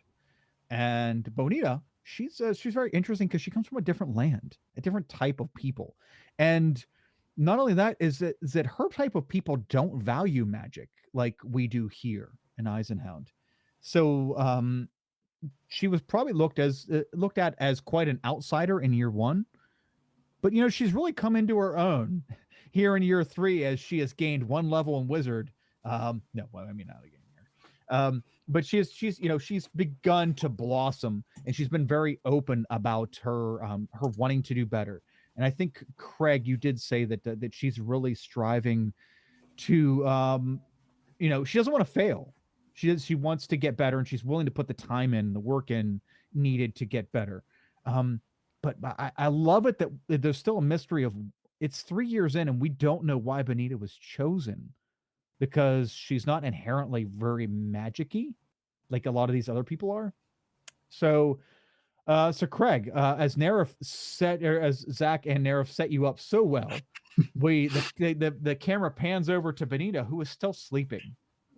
Yeah, drooling out the side of her mouth, her frost orcish mouth. Bonita, as you remember going into this presentation and agreeing to go into this presentation with Professor Wright, why is it or how is it that Bonita got wrangled into this? Well, I think it's kind of, as you were saying, I've been a bit of a late bloomer, and maybe the issue is that I don't just believe in myself, or that I'm really like the issue's within me, and so this might be a way to help bring out the magical power a bit more, make it a bit more loose, a little easier to commune with that side. So I think it's maybe like a last-ditch effort to try wrangle that a bit more. Okay, so you're hoping that this experiment helps, like, bring Bonita to the next level, to bring her to Super Saiyan 2, and to really get some, start showing her power and helping her excel. I mean, she's good at martial stuff, and she knows a little bit of the arcane. She's getting used to it. What's Bonita's interest as far as this magic school, right? You've been here for 3 years. What is it that she is trying to really lean into and get better at? What kind of magics? I mean, that's a good question. I think thus far, the past 2 years has just been really nailing the fundamentals of, here's how to hold a wand. Here's how to transcribe in a spell book. I can now cast Featherfall, everyone. That's pretty sick. And so I think it's really been just trying to push that as much as possible. Because, I've been told, like, oh, this is the magic school. This is magic. You should be able to do this. So I'm like, okay, why can't I do it? I'm trying to do that now. And so it's really just trying to, like, push that a bit more. Okay. Because my usual way of problem solving is not the way that should be happening here, apparently. Okay. So you heard it here. We're gonna fall from all kinds of stuff this this campaign or this year, just so Bonita can use her spell or signature spell of Featherfall. Awesome. Now I got to make like an endless falling session where we rely on Bonita to stay boost her. I will say I can cast it twice. Ooh. That's like after that it's a plummet to the death. So you're on maybe your not own. Endless. Okay. Maybe like I don't know what 30 feet. Short term falling. Yeah. All right. Bonita, as you go under, you hear Professor Wright say, "Okay, now the presentation's going to start. 3, 2, 1," and she does the countdown, and you go under. As you go under, I check my notes. All right. Bonita, which is okay. There we go. Okay, Bonita. You get a vastly different image or a vastly different point of view than the other three. Not that you would know this at this point. Bonita, you open your eyes and you're expecting this this vision of yourself or something that can allow you to unlock potential. Instead, you are inundated with the sounds of commerce, the sounds of people around you haggling for deals, the sounds of, well, I'm not sure that's ripe. I'm not going to buy it. But if you knock 2 silver pieces off that gourd, I'm sure I could take that off your hands for you. You hear the sounds of you in a marketplace. And you look around or to the field of view that you're afforded. You look around in these eyes that aren't yours and this body that isn't yours because you can't fucking move anything. You look around and you see a stall on the left that is selling some kind of vegetation, some kind of food. You look on a stall on the right, you see that very shiny knickknacks. In fact, one of them is actually lit up, gives a pulsating, dim, yellowish gleam to it. And you're in a body that is walking through a populated marketplace. You hear the murmurings of the stall owners. Step right. Come over here. We've got a great deal on underdark belt buckles. Oh damn, they're so flashy that you won't even not be able to see in several caverns. You hear the sound of fungi dealers. Guess what? You can eat all kinds of shit at our stall.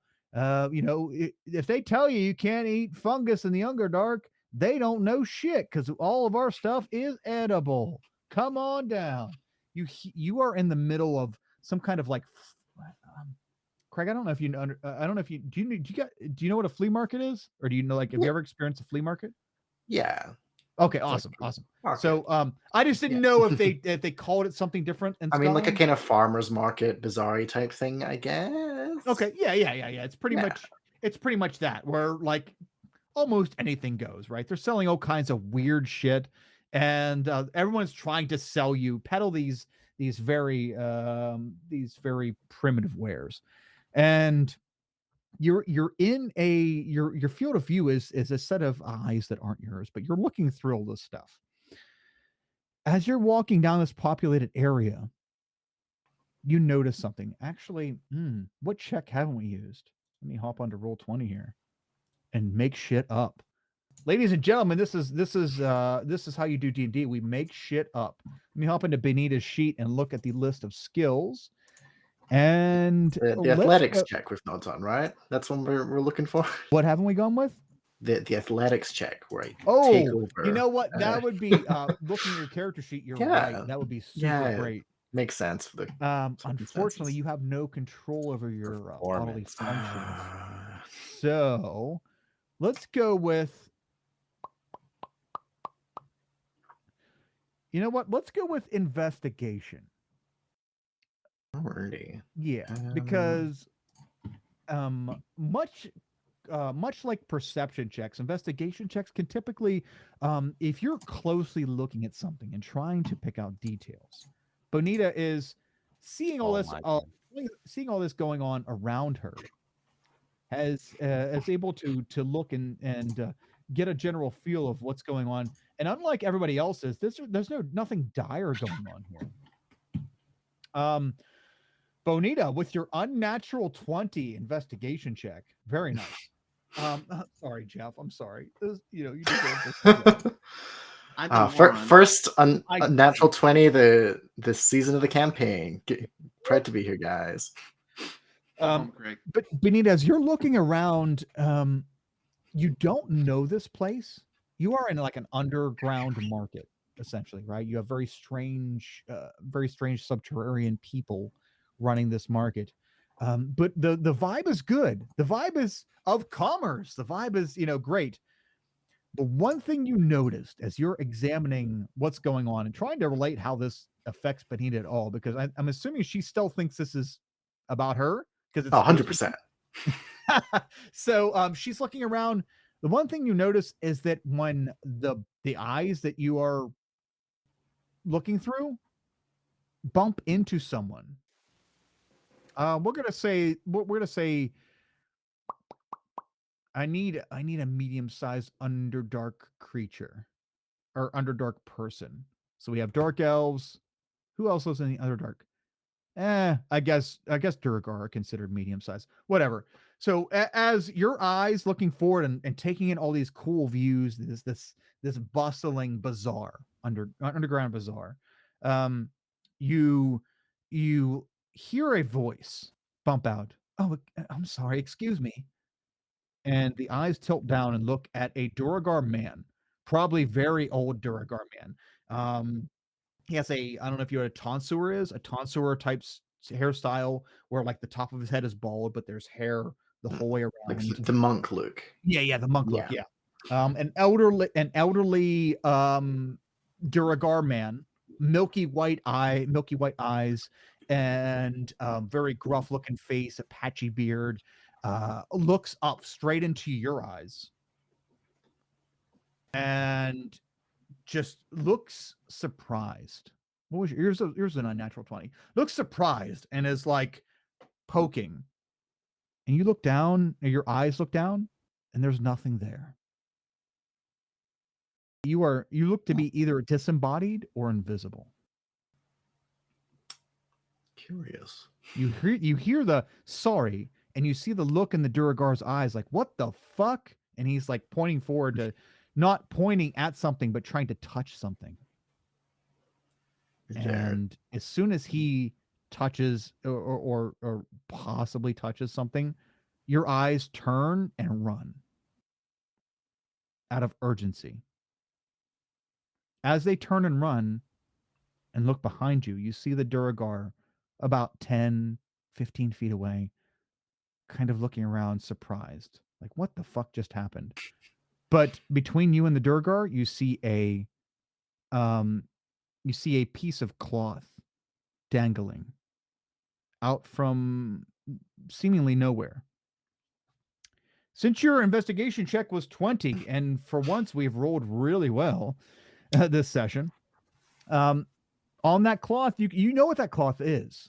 That cloth is a sash. And that sash, because it is pink in color, dark gray and pink, those are the colors of Cyrex, the House Cyrex in Catharta Academy. You can see, you don't see the sigil of Cyrex because not that much of the scarf is hanging just now. As the as you turn, as your eyes turn and are running, your vision stops as they smack into something. And for a second, you see the torso of an armored figure. And you hear a voice. Well, what do we have here? As the eyes begin to pan to look up to see the face that matches the voice, you snap out of it.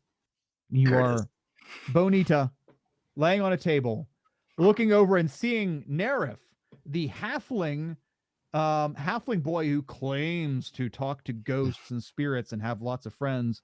You see the halfling boy like pointing at you, laying on a table. I just sort of jolt up, go, oh.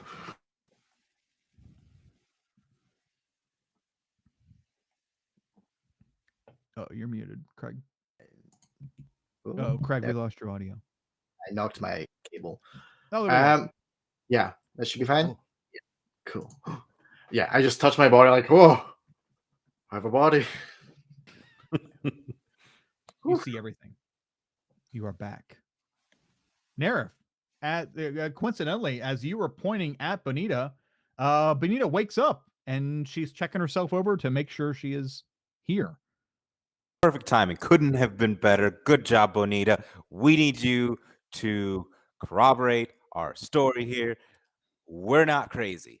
We're not traumatized. I think. I'm. What'd you see? I was in a market. There was shiny things. That's mostly what I saw.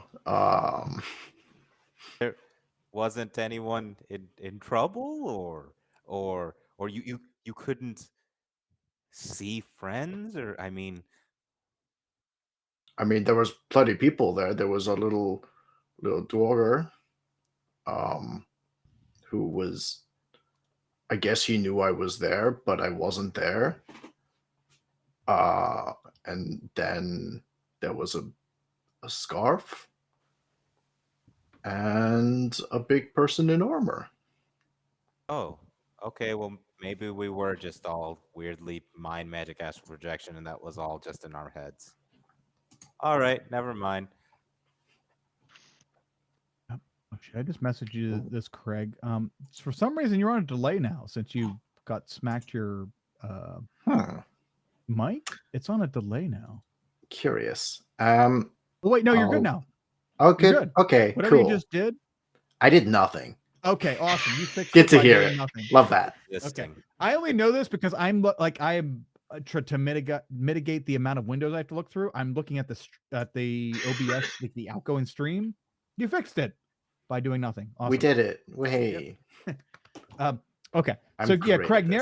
Nerif Bonita, Nerif, as you're waking up, is like already waiting for you and like urging to you, Bonita, explain what you saw. And what you saw doesn't quite match up with what he or the others saw. So as you sit up and all four of you are on stage, Professor Wright looks quite concerned. Yes, the mind, the intermind is very mysterious in how it treats. See, not everyone has a bad experience. Thank you all for showing up. Thank you all. There's less than half of the turnout I expected. Thank you everyone for showing up. Please sign the book on your way out, and you'll all get credit for showing up here. And she like urges or shushes the audience away, or the other students away. And after she does, all of you are sitting. Can I go too, please? No, I'm sorry, not this. Yeah, I'm sorry. I just would like to follow up. Remember, that was part of the agreement, is that I get to follow up with all of you, and we try to figure out what this meant. This is for your benefit as well as mine. The professor shushes all the other students out of the gathering room, and then walks over to the four of you. Okay, what is going on here? Are you playing a practical what do they call it? A prank on me? Why are all of you so grim? Because I saw things that weren't mine. And believe me, if I did have a little meditation thing, there is plenty of history and bad memories and things that my own mind could probably pull up for me to work through, and I assure you what I saw had nothing to do with any of that. Okay, so you have made new memories instead of looking at your old ones. That is part of the process. This wasn't new memories though. Why would I remember myself as not a cat? That is a new one. You're right. I don't understand that one. Francis? I remember myself as not a cat every day. See, Noctis? Everything is going to be fine. Okay. What did all of you? I have written down everything you said you experienced.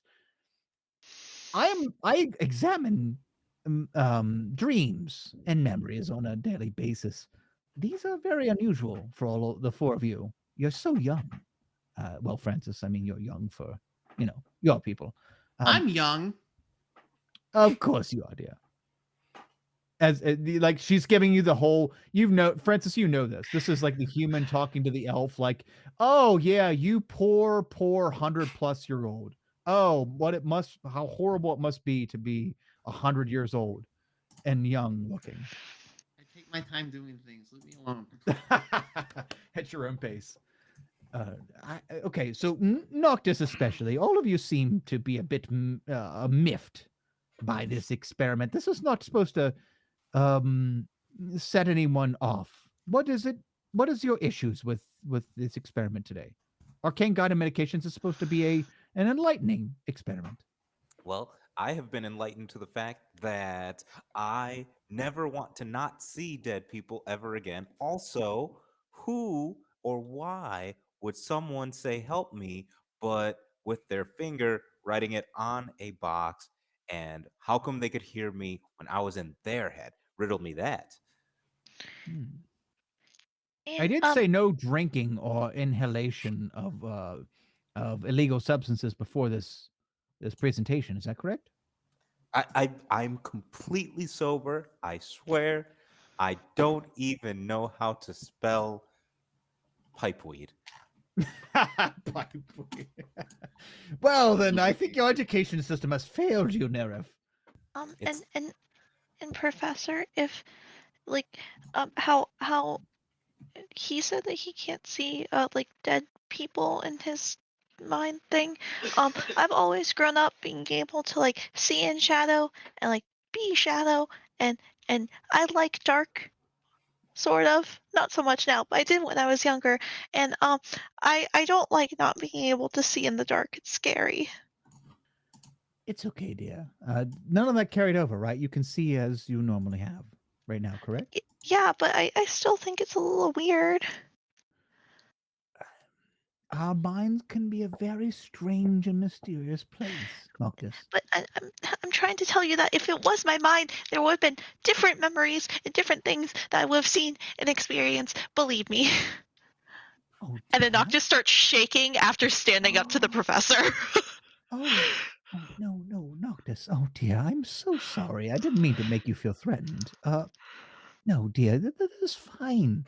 It is fine to feel this way. That is okay. You're okay, Noctis. You're fine. Look at you. Look at your paws. Look how furry they are. Holy shit, they're cute. It's fine. It's fine. You're okay. You're safe. I apologize if this experiment caused you any discomfort or identity crises. It is fine. We will not have to endure this again. You will be getting full credit, Noctis. It is fine. Okay. Thank you so much. Bonita, out of all the questions that I've been assaulted with over the last few minutes, yours have been the lesser of those. Do you have any gripes with your meditation experiment? I don't quite get it. Mm-hmm. Okay. That's fine. That's fine, Tia. It's fine. You'll still be getting full credit as well.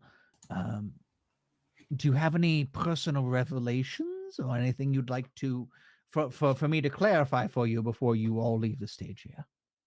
This is a safe Well, space, quiet time. I mean, I also didn't have my body, but it wasn't a different one. I just didn't have one. Okay. And maybe that's like I rely too much on my body. I can just kind of like look at the other ones for like kind of affirmation, like, and It's that's just a hesitant thumbs up. Yep. bad. Two thumbs up. Oh, okay. Oh, that looks like everyone agrees with you. Okay. So a general theme we're having here is that lack of control on your body. Well, I've read a few textbooks here, and let me. And this woman is a middle-aged human woman, Professor Wright, that is, a middle-aged human woman who is very Trelawney-esque. For those of you who know Harry Potter, and she is like, I understand. I've read about the teenage body and the changes, and she looks at Francis again, or the 100-plus-year-old body and changes you might be going through. Bonita, it is fine. You are all I fine. have a You're all body safe. now, so I think I'm better. So it helped you. Is that right, Bonita? This experiment has helped you? Well, I had a body before the experiment too, but I didn't during it. But now you have a body again, right? Yeah, I do. Ah! Revelations. Oh, validation in my work. I'm sorry. I just have to write that down. Okay. So she's basically just very excited that at least one of you had a positive experience here, and or what she will write down as a positive experience. Francis, as the five of you, the four of you, and Professor Wright are standing on stage. All the other students have left. You begin to think that this was. I mean, everyone seems to have not the same vision as you, but the same kind of theme, revolving around the same theme. Though Benita's looks a little fuzzy compared to all of yours because her vision was very not bad, right? It was oh, I got to watch a short film on walking through a fucking Very avant-garde. yeah. Very artistic vision of walking through a marketplace. Yay. Salvador Dali in France in the 20s. But Francis, yeah, you're starting to notice a through line through here is that everyone lost agency on their self and on this vision. Professor Wright looks over at you and Francis, dear, I've out of all the students here selected, I'm very excited to hear how you felt. Did this help you any with your inner turmoil? Professor, as an actor, I'm very used to getting into other people's heads. Mhm. But whatever head this was, they needed help. And I don't think I need help, but they do. If that's what it takes to get them help is to go into their head, I don't know. What do we do? Almost sounds like the plot of a play. Would you not say so? Um, are you saying that I write about somebody else's trauma? I'm saying that maybe your next step in your performance arts is to embody someone else's trauma. Maybe your vision was not of you at all. It is of a character you're making up in one of your plays. I'm sorry, I don't do theater.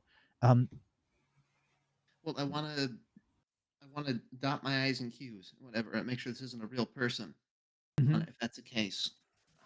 Of course, dear. How do I confirm that it's just all fantasy on it that my mind made up? It's not like a real thing. Well, maybe if all of you took the afternoon to, how about this? All of you are third year students, is that correct? Nerif, Noctis, Benita, Francis? Mm-hmm. Yes. Okay. Yep. All of you spend the afternoon together and maybe ponder over what you've seen. And I'll tell you what, you've already been afforded extra credit for participating in this experiment, which I hear some of you might actually need to graduate. You didn't hear it from me.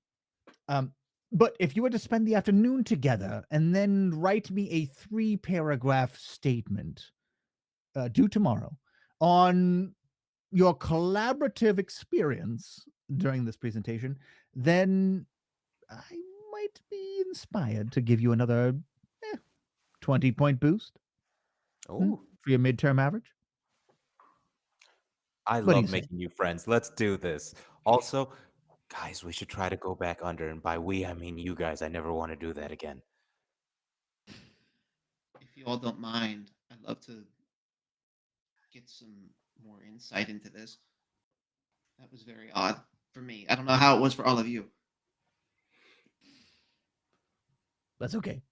All of you find a safe space to safe space to explore your afterthoughts on this, and then if you so choose, write a 3-paragraph paper for me, and I will give you extra credit. Okay. Excellent. All right, I will hopefully see some of that tomorrow morning. Until then, lucky for you, this has left you available for the rest of the afternoon. You have no afternoon classes. You have been excused from all of it due to the presentation. Go enjoy yourselves. Spend time together. Explore these visions of other persons and things, and then write the 3 paragraphs for me, and enjoy your classes tomorrow. Ta-ta, students. I must go polish my butterflies and wicker my baskets. It's going to be a great day. And she joyfully wanders off back to the path of the mind, which is where the Cyrex kind of have a lot of their classes.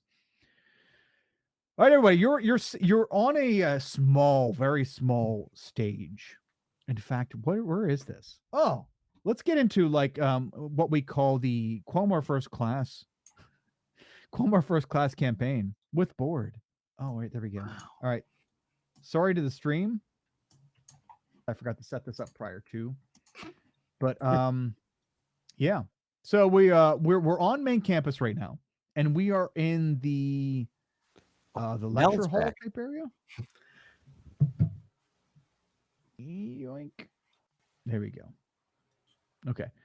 Everyone, what would so you're all free for the afternoon. Basically, this has gotten you out of multiple classes, and you gotten extra credit just for participating. Oh no. Sorry, stream. I forgot that this was going to be an option. So yeah, we still have Ace from last season. Yay. Ace is still here. So all of you, what would that conversation? They're on the case. Ace is on the case. That's right. What would that? So Professor Wright has left the stage. You all are standing here on the stage in the. Let me zoom in and see if I can find it through. Oh, never mind. That's GM layer. I have 2 maps here. There we go. The Dorothy Mantooth Theater. That's where this took place. It is north of the Proving Grounds. In fact, let me move all of you to this map because I have you on Catharta's night map, and this is daytime. The hand, if you were to follow the hand of justice. Oh, that's not it. The Dorothy Mantooth Memorial Theater. There we go. That is where we're at right now. So we're at the Mantooth Theater. You're all released. You are free to go. Standing on stage. What is our when we have no urgency, we have the rest of the afternoon off. What is our discussion? What is our plan from here? I want to grab some grub. Is anyone else hungry? I could eat. What is it like afternoons, lunchtime just now? Yeah. It is. I mean, this has been going on for a few hours, so I guess it would be right before lunch. At Catharta, they give you as paid, right? No, as part of the meal plan. You get a lunch and a dinner. Breakfast is your coffee is free, come and go, right? That's easy at the Catharta Cafe. Nice. Calvin at the Catharta Cafe will make sure that there is coffee there until the evening, right? So you're good to go as far as coffee. What as far as food, because it's like lunchtime. Do we want to go to the cafe and have conversations? Do we want to what do we want to do? I'm fine going to the cafe and getting lunch or whatever, if you guys want to talk about this. Heck yeah. Calvin brews a mean cup of joe. Yeah, we should get in before all the good stuff is taken. So we should get there early. Okay. You guys are rolling in right before the lunch crowd because you were released, let's call it like 11 a.m. And as you're released to go over from the Dorothy Mantooth Memorial Theater, that's the last time I'll say it in full. You are released to go over to the Cathartic Cafe, which if I go 9 windows over, I can actually move this hand. Or Roll20 will tell me to fuck off, and I won't be able to use that hand. While you're doing all that, Noctis, you coming with, little buddy? Oh, if I'm invited, I can. It seemed like a pretty open invitation, so you would. Please, I need your input in all this. Your thing sounded very weird too. On it, and standing up to the professor, that was badass. Real cool. Thanks.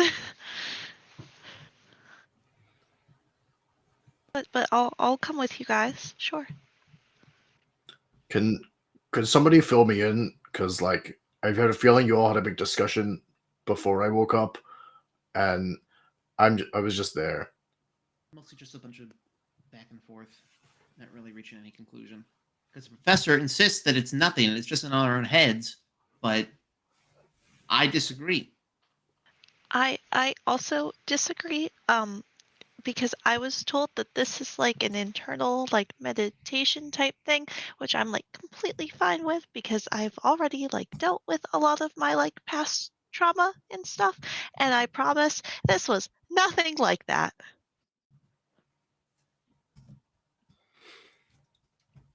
Also, I was very much not a tabaxi. Yeah, I think of anyone else, Noctis was very clearly not herself. Yeah, as it was a very fleshy and I had hands and I had hair, like long hair, and it was very weird, guys. I'm very much used to existing outside of my own head, but that was ridiculous. I mean, as I said, I didn't have a body, but I think I had a voice, but it wasn't my voice. It was like a different voice, but I didn't say it, but I did. When you said you didn't have a body, were you like floating, or were you like invisible, or were you like shape shifted or something? Well, I could see, but I didn't see a body. Okay. I was just looking at like the market. Okay. I'm sorry. I don't really have that many classes with you, so I don't know what type of like magic you can do or anything. Can you normally turn invisible? No. I can cast Featherfall. Yes. And I got this down pretty good. I like do prestidigitation and like just shoot some sparkles. Like that was the first one I did, and I worked really hard on that one. But I can't go invisible, no. Okay.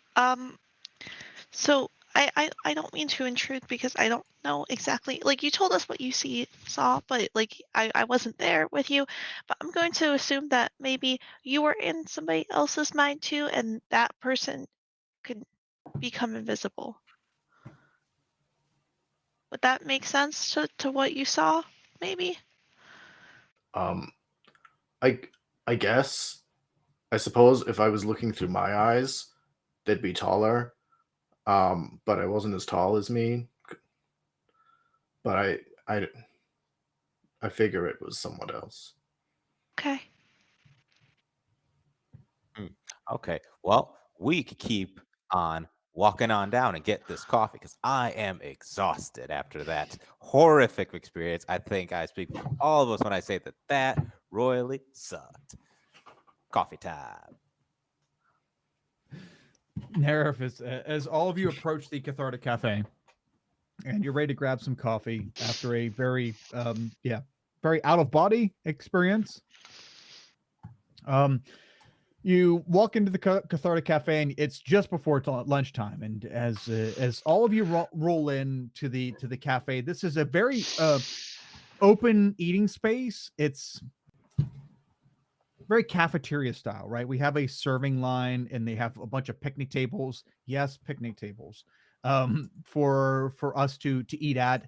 And though the Cathartic Cafe is it's not enclosed. It's an open space for us to eat in, but it does have like it's the first floor, so the second floor is over us, so we don't have to worry about weather or anything like that. But as we go into the Cathartic Cafe, and I know where you're pushing for this, Nerif. So so as all of you walk in, Nerif, you hear from inside the doors behind the serving line, and you hear, "What? We have guests? It's not lunchtime yet." Oh man, are you serious? All right. And the door swings open from the kitchen area into the serving line, and there stands Calvin. And fuck, I gotta find Calvin's image here somewhere amongst the Discord, the memories of Discord here. It's a good one. So think Keanu Reeves, but in like lunch lady garb. Hairnet and all. That's true. Yes, he should be wearing a hairnet. In fact, I don't think I put a hairnet on him before, but all future iterations of Calvin should have a hairnet on him. Oh, there's the little puck dude. What was the little puck dude's name, Jeff? Kevin, the little automaton. Okay, I'm scrolling up through our chat and I'm trying to find a picture of Calvin from year one, and so I can so I can like update it in the first class chat. But I've yet to find one, and I've scrolled up for quite a long time. In fact, till September of last year. So, oh, there's Calvin. You silly fucker. All right. Let's see here. Can I have reply? I'm going to reply to this right now. So anyone who is watching that just is first class Keanu Reeves, huh? That's amazing. Calvin. There we go. Present. I quoted it. Oh, wow. Thank you, Namira. Thank you. That's right. See, we don't need no stinking Nerif ghosts, because Nerif ghosts do their own thing. Mm-hmm. Thank you so much. So Namira posted it. I didn't know. Yeah. So that's Calvin. It's basically Keanu Reeves and like lunch lady / barista garb. And he is comes out of the kitchen and all right. And it's very Point Break type Keanu Reeves. And whoa, Nerif, you know you're super early, right? Hey, Calvin. Yeah, we just need coffee. We went through some traumatic stuff as usual. So, could you brew us up some? Coffee, I have that day round. I got you. Oh, yeah. Francis, hey, Francis. What are you doing? Hey, Calvin. Oh, we just all have the post-trauma jitters, so naturally we need some caffeine. Post-trauma jitters? I got just the brew for that. I'll start something new. Okay. I've seen those faces before. Hey, I'm Calvin. Hi. And he like puts his hand out to shake Noctis and Benita. Hi, I'm Noctis. It's nice to meet you. Hey, Noctis. Oh, you're not the one who got the hair on the counter last week, are you? No, I promise. I normally just grab food and then just go back to my dorm. I don't really eat here a whole lot, so probably not me. That's why I didn't get 3 trays back last week. Noctis, I've got my eyes on you. Please bring your trays back. Don't be a dickhead. I'm so sorry. I promise I'll bring them back tomorrow. I'll even clean them for you too. I'm so sorry. It's okay. Just don't lick them clean because that's gross. No. I'll wash them. I promise. Oh, well, in that case, all right. I'm down for that. Good job. And that's okay to eat by yourself. That is okay. We just, need the stuff back. I have to account for all that stuff. So sorry. Oh, Noctis, it's okay. That's okay. Don't, it's okay. Don't get upset. Everything's cool. All right. Who are you? I've seen you around before too. You look Yeah, like I've gray I've made skin. frequent use of your coffee. Are you the one that uh, was caught snorting it behind the building the other week? No, Oh, sorry. There was another person. yeah, that was someone else. Why would you think it was me? Because you said you're like such a fan of my coffee that I thought you were a really big fan. No, I drink it like a normal person. Oh, That's how I drink it. okay, no problem. Though I will warn you, the word normal around here is pretty skewed because we're all kind of fucked up. So I've come to see. Like you kept saying, yeah, that's all right, everything's fine to our new friend Noctis, but then that was right after you said, don't be a fucking dickhead. Like you can see why there's like a cross message there, right? Yeah, but she did say that she took shit from here and brought it back to her room. That's fucked up. Oh. I mean, maybe it's just a cultural difference, you know? We're not here to True, judge. but stealing in every culture isn't great. My name's Bonita. Hi, Bonita.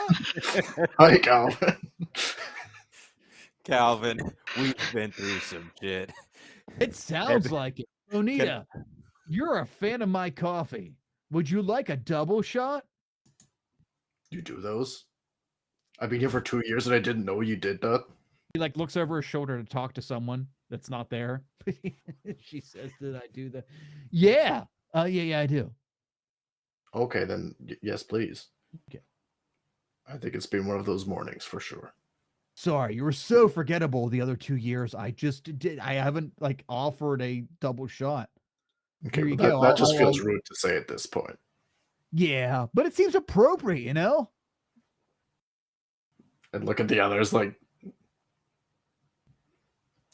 Gotta break the ice sometime. Yeah. Dude runs back, goes back into the kitchen to get everybody a drink and comes back out with coffee. We have the cafe to ourselves because it is just prior to the lunch rush. So at this point, it's kind of you're only getting coffee on demand until lunch is ready.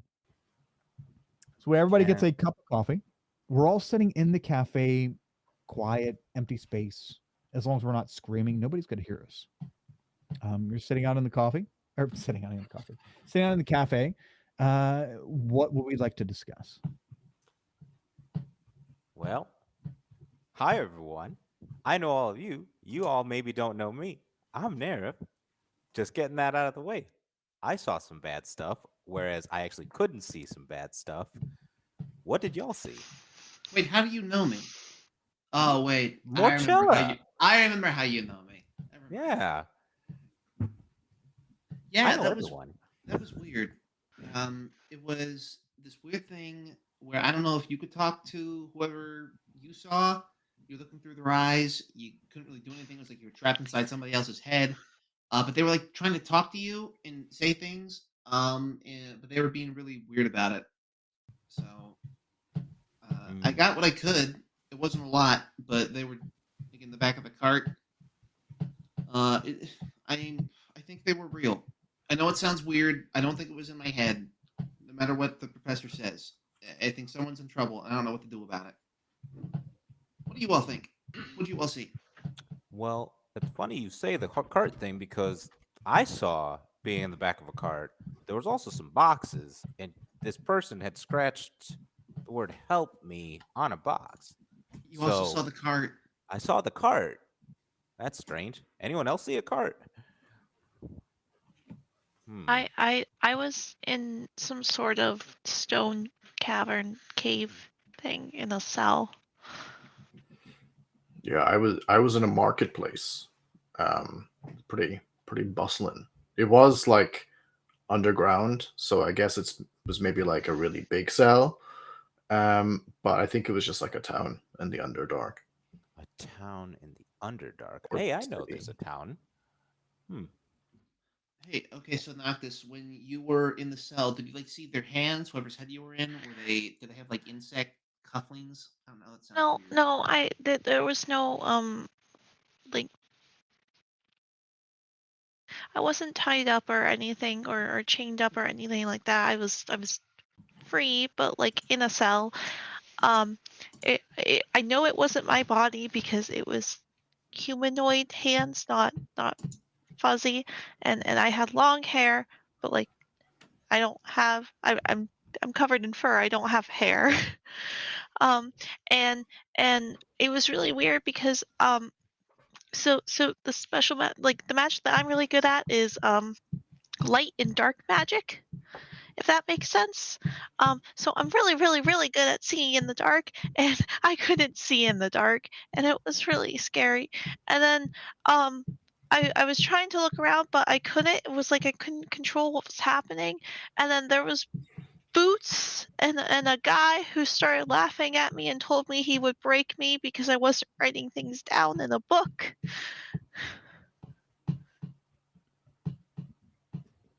Honestly, the scariest part of that was not being able to see in the dark. I know, it's very scary. Did you see what this man looked like? No, right before I would have looked up, or whose ever body I was looking through would have looked up. That's when Professor Wright snapped me back into the Because thing. I saw a man in my one. There was a small one, but then there was a bigger one. He was wearing armor, and My person I wasn't wearing guess armor. he knew that I was there, because he said something like, "Ooh, what do we have here? Ho ho ho ho!"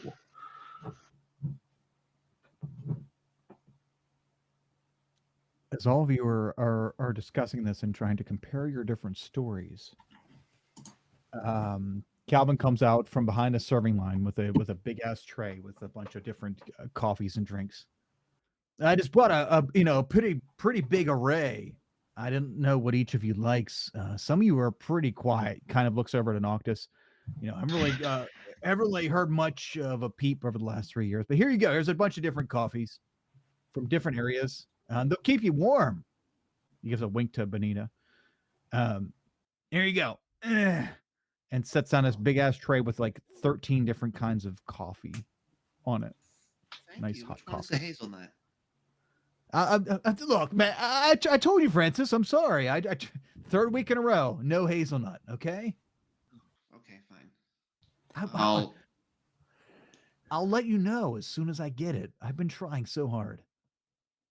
I'll add a creamer. It'll be fine. Oh yeah, there's some of that on there. Yeah, you're good. Cover it up. It's fine. We all know coffee tastes horrible anyway, so it's good. Hey, Calvin. Hey, can I just whisper to Calvin? Today's kind of sucked. Can we get some of that chunky displacer beast ice cream? Oh, let me make a roll of a d20. Let's see if he has chunky displacer beast on tap. Displacer beast ice cream. Chunky displacer beast. It's like Yes. chunky. Oh fuck! All right. No. Oh, I'm sorry, Nerif. We've been trying to get Chunky Displacer Beast back in stock for weeks. We Son of suck. But you know what? Yeah, the smooth one's no good. They can't even find hazelnut coffee. You think they have whatever the hell you just said? It was the best ice cream in the world, and it was the only thing that helped me through my leech phase. If you guys can picture grape mixed with mint chocolate chip, that's Chunky Displacer Beast. I can't even picture grape. Yep. Grape, and mint chocolate chip ice cream smashed together. I mean, delicious. I'm sorry, Nerif. I Francis look. I have the list, and he has a list of like 4 things: hazelnut, displacer beast, or what was it? Chunky displacer beast, and toilet paper. And that's like his list. Look, this is my shopping list. I've been trying so hard. Wait, does that mean you haven't had toilet paper for a while now? What? Well, Have you no prestidigitation at least? I substituted. It's fine. It's getting taken care of. No toilet paper, but an overstock of napkins. It's fine. What? Yeah. Why do you think I don't have any toilet paper? That's gotta hurt. Tough times, Nerf. Tough times. Enjoy your coffee, everyone. Have a Thanks, great Calvin. day. He leaves the coffee tray with all of you, with an array of different coffees. Can there be? A lot. Francis, I forgot to mention this. I heard voices. Since Noctis spoke or heard a voice of a person, I heard a voice of people, and they were speaking in Elvish, and I dabble a little, kind of know what's happening, mainly don't know what the hell they're saying, but I can understand that it was Elvish. They said that they had got it. Sounded like they were fighting something, but that's all I could figure out. About to be a fly on the wall. They That were doesn't sound fun. your vision. It was you were also on the card. I don't remember seeing anybody else in mine. It was just that girl on it. She was tied up and was trying to tell me something, but I couldn't make it through because she was like gagged or something, or she just had a horrible speech impediment. I couldn't really tell. Did you have weird bug like cufflinks? Arm cuffs? Yeah. Yeah, did you? Yeah. Really weird bug cuffling thingies. I never saw anything like that. Yeah. Wild. Actually, hold on. Could I insight check? Would that be something that had to do with like the bugs in the path of the materium? Something I could remember bug-like over there? Do a nature or survival check, Nerf. Nature or survival. Okay, give me 1 segundo. Nature or survival. You know what? Let's try survival. Son of a gun. Not that you can recall. Those don't look or sound like familiar bugs that you've seen. I mean, really, all you saw were the regular like swamp bugs, mosquitoes and a few creepy crawlies here and there, and then the big ass leeches. But the big ass leeches were like the as round as a squash, and as long as a watermelon. So they were absurdly big, and not these things. And they aren't bugs either, but these things look more like out of game. They look more like like miniature choruses from Skyrim, right? They're very segmented bugs with a carapace, and not. Yeah, I love Skyrim. Yeah. So that's what the manacles look like. A lot of chitin. Yeah. Yeah. A lot of chitin. Hey. Well, I've done all I can do. Okay. Benita, Noxus, do you want to weigh in on the conversation at all? Yeah, the only other thing that I can really recall is I saw a scarf which had the Cyrex colors. I don't know if that's just a coincidence or if this is something linked to the house, but just for clarity's sake, was it like I ran through the scarf, or it was like it fell off me as I ran? The vibe that I got. Yeah. It was trailing behind you, so it was like it was falling off, or at least falling out of the ability of the spell to cover. So, let's say you're running an invisibility spell, right? And in typical fantasy fashion, is that it makes all your clothing become invisible. But when you started to see the trail the trail waving behind you of this fabric, it's almost like it was falling off of you. This piece of fabric was falling off of you and no longer covered by the spell. So it was like a dark grayish color with pink accents, which is the exact colors of Cyrex. Yeah.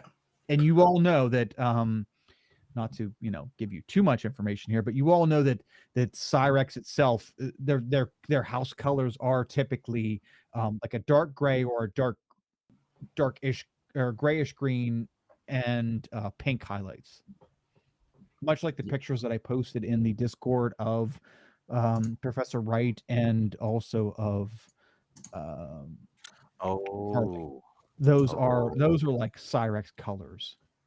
I thought more of his eggplant purple. You would think. Well, no, the Catharta Academy colors are, I don't know about eggplant purple, but like, gosh, there's a royal blue. Is there a royal purple? But anyway, a very deep purple and gold colors are the Academy itself. But each house has their own colors.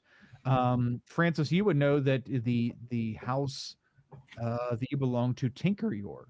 Tinkeryor is a yellow, I think a yellow and light gray. Yeah, yellow and light gray.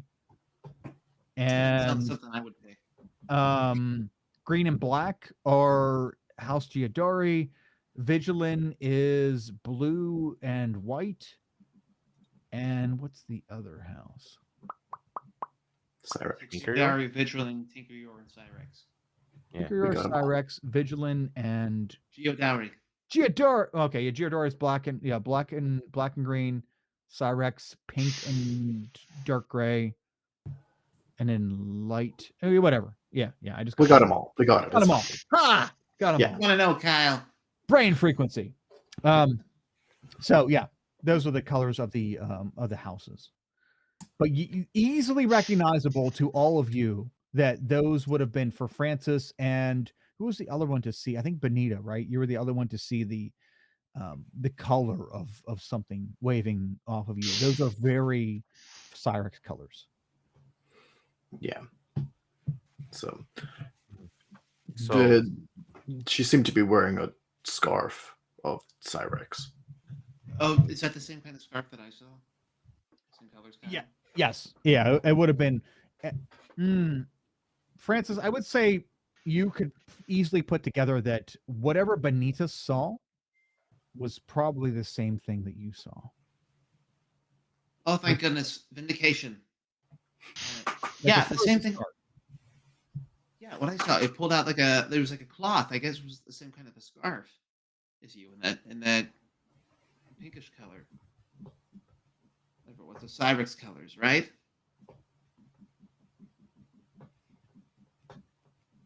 Did we all see the same vision? Not different visions, but of the same person. yeah, well, I didn't see a scarf in mine. I only saw a scarf in mine because I asked for some type of a explanation of who they are, and they pulled that out as like an identifier. Oh, so here's what I'm thinking. Since we all want that extra credit, we should write down in these paragraphs that has something to do with Cyrex, and when we bring it up to Professor Wright tomorrow, we could say, "Hey, so very weird. Maybe you might know this person. They were doing some Cyrexy things. You know anything about that? Since you are apparently Cyrex as well?" Question mark. Okay, alt theory. What if this is some weird shenanigans that Professor Miranda Wright is pulling on us? Like it's just some collective vision she's campaigned for. She wants us to put together a true crime podcast as extra credit. That would be so cool. I feel like something's afoot here. I don't think that I would be the one to be on the podcast personally.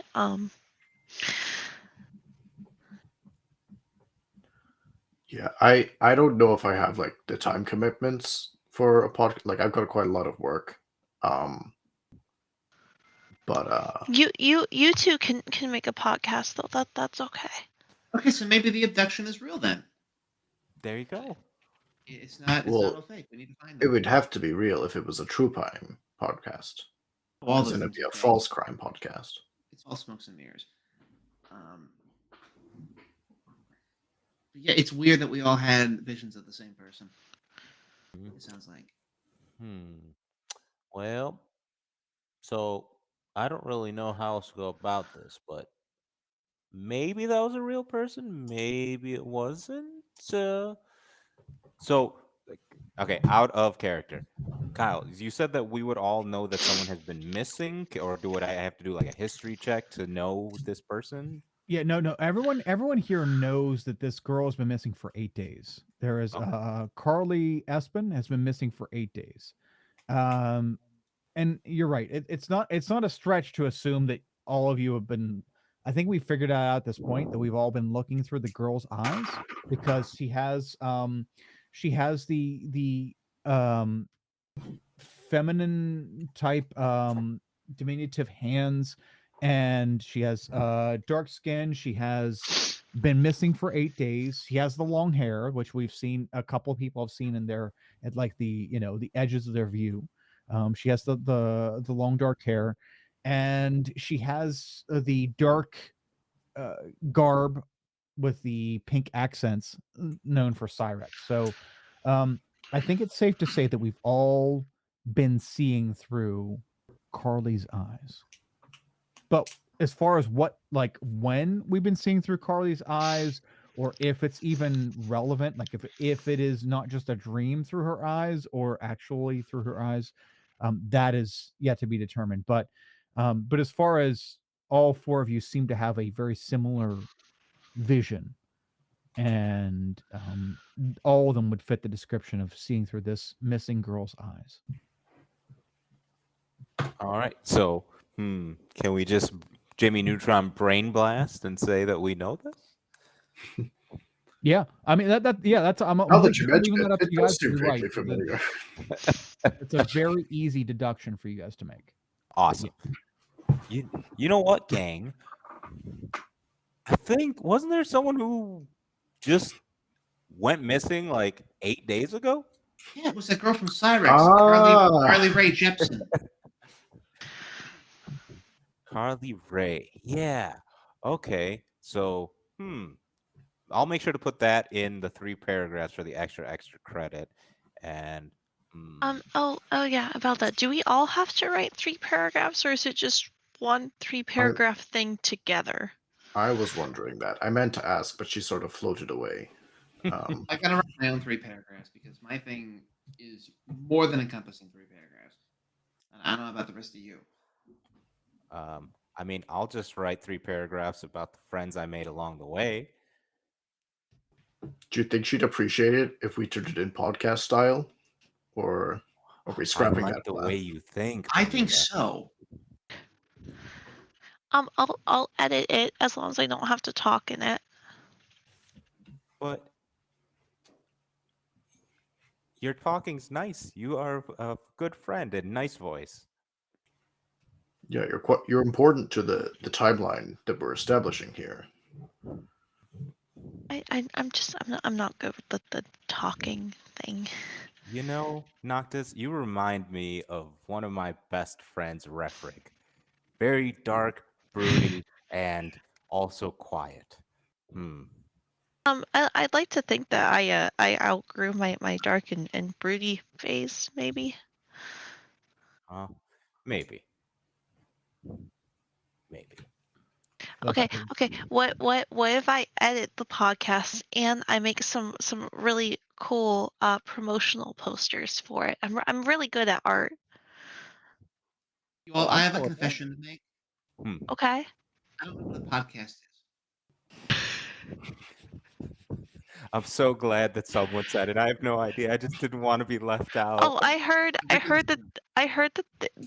the technomancy, techno magic, that new department that started. It's some project that they do. It's like you talk into a stone, and it records your voices, and then the stone plays it to other stones. Isn't that like what you were working on, Francis? Vaguely, but we only got up to like 20 words at a time or something like that. Not an entire language. Does Cyrex have something that I don't? Like they can record more words now? Gotta get nice with them. Yeah, I mean, they have some things, Francis. They have some weird things over at Cyrex, but all their stuff is like mental. So they're all like giggling to themselves because they're doing like mental podcasts, but there's no recording. You know, as a mentor, as a member of Tinkerior, you guys can actually record voices. whereas these people are just giggling in their own heads and hoping that it catches on. How many words are in 3 paragraphs? More than 20. Like, how many stones do we need? I was about to say like 30 words in a paragraph, right? Something like that. I haven't been in an English course in a long time. I'm so sorry. What's English? Oh, common class. So we're gonna have like a Sending Stone Lit class. Is that Yeah. what Yeah. Okay. There was a book with a New game new mechanic. Tinker new Tinker your class. Yeah. Holy We'll shit. start it. Cutting edge of technology. We're vetting it as we go along. New class do this. Okay. So we've established that we want to add some of this or a lot of this in Francis's case to our to the submission that we give the following day to Professor Wright.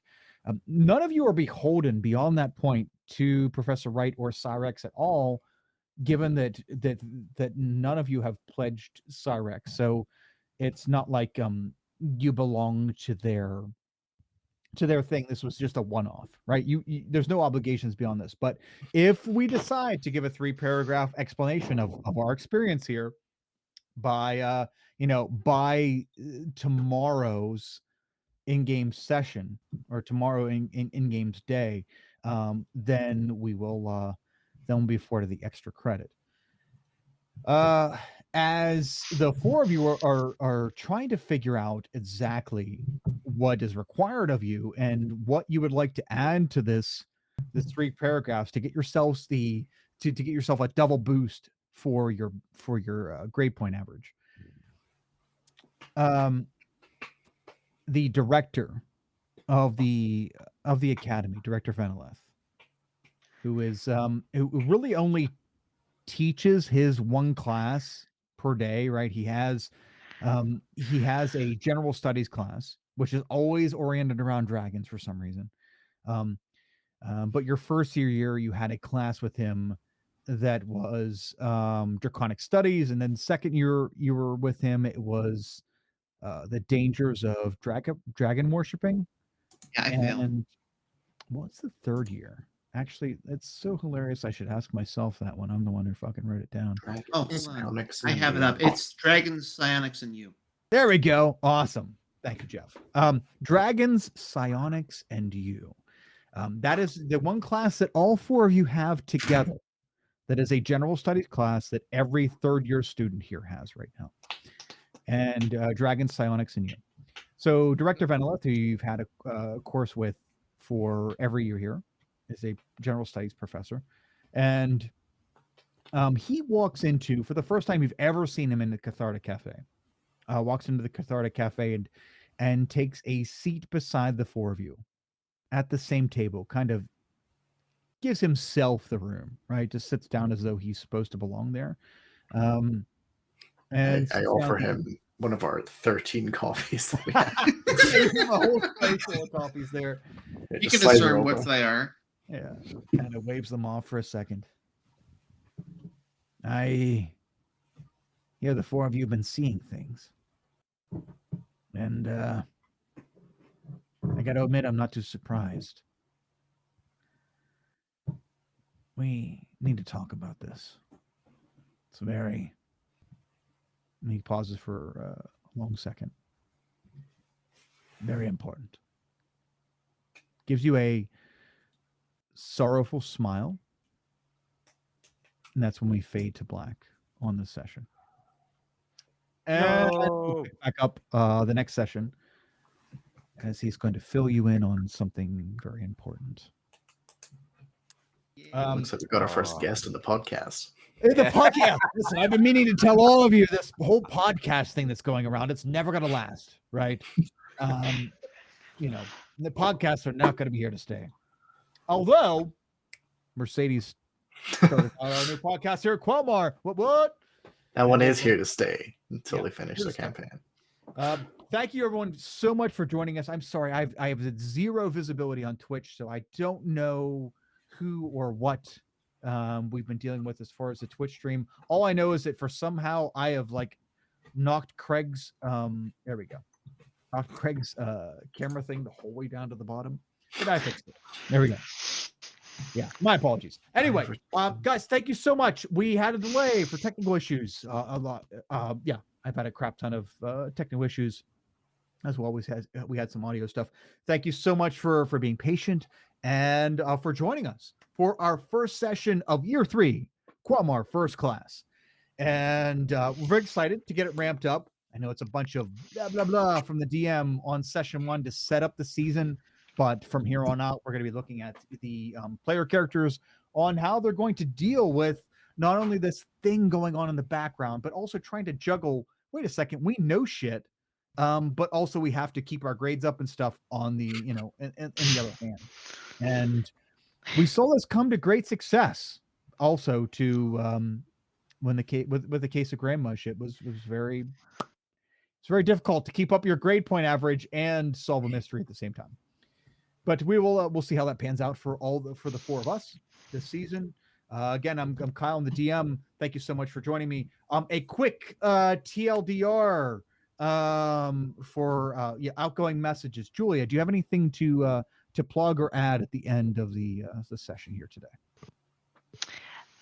Yes. For those of you who live in the State College general area, we have a new community campaign starting this weekend called Wicked Wilds. So be on the Discord for session signups and all of that jazz. And we hope to see you joining the Tempest Brothers Expeditionary Company, venturing into the wilds of Amusa, finding fame and fortune and a bunch of other stuff. Yeah. Awesome. Great plug. And yeah, I saw that you and I got in on not the mega. I mean, you're DMing for the mega game. But yeah, get to session 1 of that campaign. You and I are both players in, so super excited about that. And yeah, and I will refuse to call it Amusa. I will be an Amusa. It's Amusa. It's a muse with an A. Amusa. Yep. That's what they say, That is what they say. But that's okay, Julia, because we don't say that because Zach doesn't have to worry about that because he's not in PA. Zach, can you give us any? Oh shit! Let's hop back, Julia. I'm so sorry. For those of you unfamiliar with this, with First Class, we typically like to have stars and wishes at the end of our session. So each player, as we go around, will give stars, which would be one thing they really liked about the session. And one thing to highlight about today's session, and then wishes, something they would like to see come to pass in the future in the campaign, which may or may not come to pass. But I do go back and watch and listen to all these, so I will, try to accommodate. So, Julia, what are your stars and wishes for today's session? My star is specifically given to Zach playing Nerif for making everybody feel super happy and welcome and feeling like a friend group. Yeah. And my wish is for Noctis to get her grades up. I want us to do well on this podcasting project, guys. Noctis needs that extra credit. That's right. Yeah, Noctis needs the extra credit. Apparently, if all of you agreed to do this whole extra credit project, you could use the extra credit, and Noctis is looking very much forward to that. Zach, any closing thoughts for you today, and stars and wishes, please? Yeah, this has been an awesome, time back. I'm glad to be with a new group of people. Y'all are great. I'm absolutely loving this. I've missed all of this. Just happy, fun times. Even though this was kind of a dark episode, but I know that all the other ones are going to be cool. But stars and wishes. Stars, I have to say, I didn't expect the voice for both Noctis and Benita. And my God, I love it because it's just perfect. I don't know how else to describe it, but yes, timid cat and giant orc. And I'm just so happy with the voices so much. Also, it was cool seeing Calvin again. Love Calvin's the homie. And honestly, for my wishes, this is a weird one, but I kind of want to actually follow through with this, like having the first podcast of Academy. I'm actually like, you know what? I'm kind of invested. Let's do this. Hey, we could start it. I know that I know one of Craig's things is we want to start the first like official sport for Catharta Academy. So podcast, we can just throw that right in there as well. Oh, That can be a sweet. thing. So speaking of not firsts, but also reinvigorated year threes, Jeff, can you give us your closing thoughts and your stars and wishes for this week, please? Oh my. Yeah, sure. One thing I have to plug is System Agnostic continuing tomorrow. I got to do this tabletop game thing on stream again tomorrow. See what happens. We're in the Die RPG system. I hope we don't die. Aside from that, in this game, Stars, it was very cool getting to meet Miranda Wright in her natural element, even though she was exceedingly unhelpful in our venture. It's like, oh, cool, you're here. I'm glad. Even though you didn't do the glasses thing every time she talked. I thought about it. Wishes. This sounds like a weird thing to say, but I guess my wishes for the future are to go to class. I'm signed up for like the marvels of teleportation, and I like to like study portals and shit. Whatever entails teleportation. It'll be a lot of fun. You would think classes in a school setting might be important, and with any luck, we'll see that someday. If it's not all this bullshit trauma and all kinds of stuff going on, we might get to see normal classes. But you know what? Someone who's not quite normal is Craig. And Craig, could you? Okay. Could you give us? I mean, you're not wrong, but wow. Transitions, baby. Yeah, welcome to the club. And any closing thoughts and stars and wishes today, please? I don't really have much to plug. Buy our book, I guess. I wrote that. So buy that. Message my Quelljammer players to tell them to reply to my scheduling messages. But other than that, I don't have much going on. Hold on. In terms of stars, I'm just excited to be here. Having Kyle as a DM is exciting first. Also, just everyone else seems like it's going to be a great time. So, leading to wishes, I'm excited to see what happens. As an actual wish, I want to know what the fuck is going on for once. And to tack on to Zach's point, I really wish that we can get the Dean as our first podcast guest, and get his thoughts and feelings on the what's going on. You need to slide him in with like some horrible audio quality. Oh yes, okay. Yeah, okay. I'm glad, happy to be here on the podcast. So yeah. The first ever Cathartic podcast that should be interesting, and I'll leave it all up to you to title that. Yeah, that would be great to find out what the fuck is going on. But you know what? I think session ones are great to add a bunch of questions to the mix. Oh, and we end with all of you not really having answers, and that will kind of set the stage for what's going on.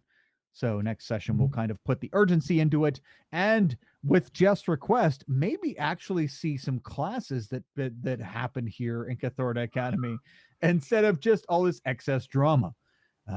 Stay tuned for that. So we will probably not be back on the 10th, but maybe the following week we'll work out the exact schedule, and I will make sure it gets posted in the Discord under events, so you'll know exactly, if you're part of the Discord, which you should be, when exactly the next session will be, because it won't be in 2 weeks as scheduled. So either it'll be next week or 3 weeks from now. We'll figure it out. We'll work it out, schedules, and yeah. Super excited. I'm Kyle. My stars and wishes for today. Stars being thank you so much to my players for being dropped into this very dramatic opening, right? Normally I like to do plucky, fun, goofy as shit, sometimes really strange campaigns. And I typically don't veer towards the side of super serious or trauma. Though I don't mind playing in such campaigns, I just typically don't run them. But you know what? This is kind of a traumatic beginning, but I think as you see the campaign go on, we will have a lot of lighthearted memories made, as well as some very upbeat things. But we also have to keep in mind that there is a serious thing going on in the background, which we hopefully will help out with, and leading to a fulfilling end for both our players and our characters. So yeah, the stars are everyone's ability to roll with the very tense opening here.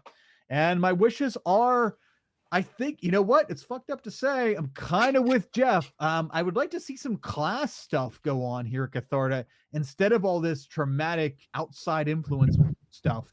So you know what? I'll talk to the DM and we'll see what we can get arranged for for getting to see some classwork stuff. But anyway, until next session, thank you all so much for joining us. And very simply, just remember to keep rolling the dice. See you all again real soon. Bye everyone. Bye.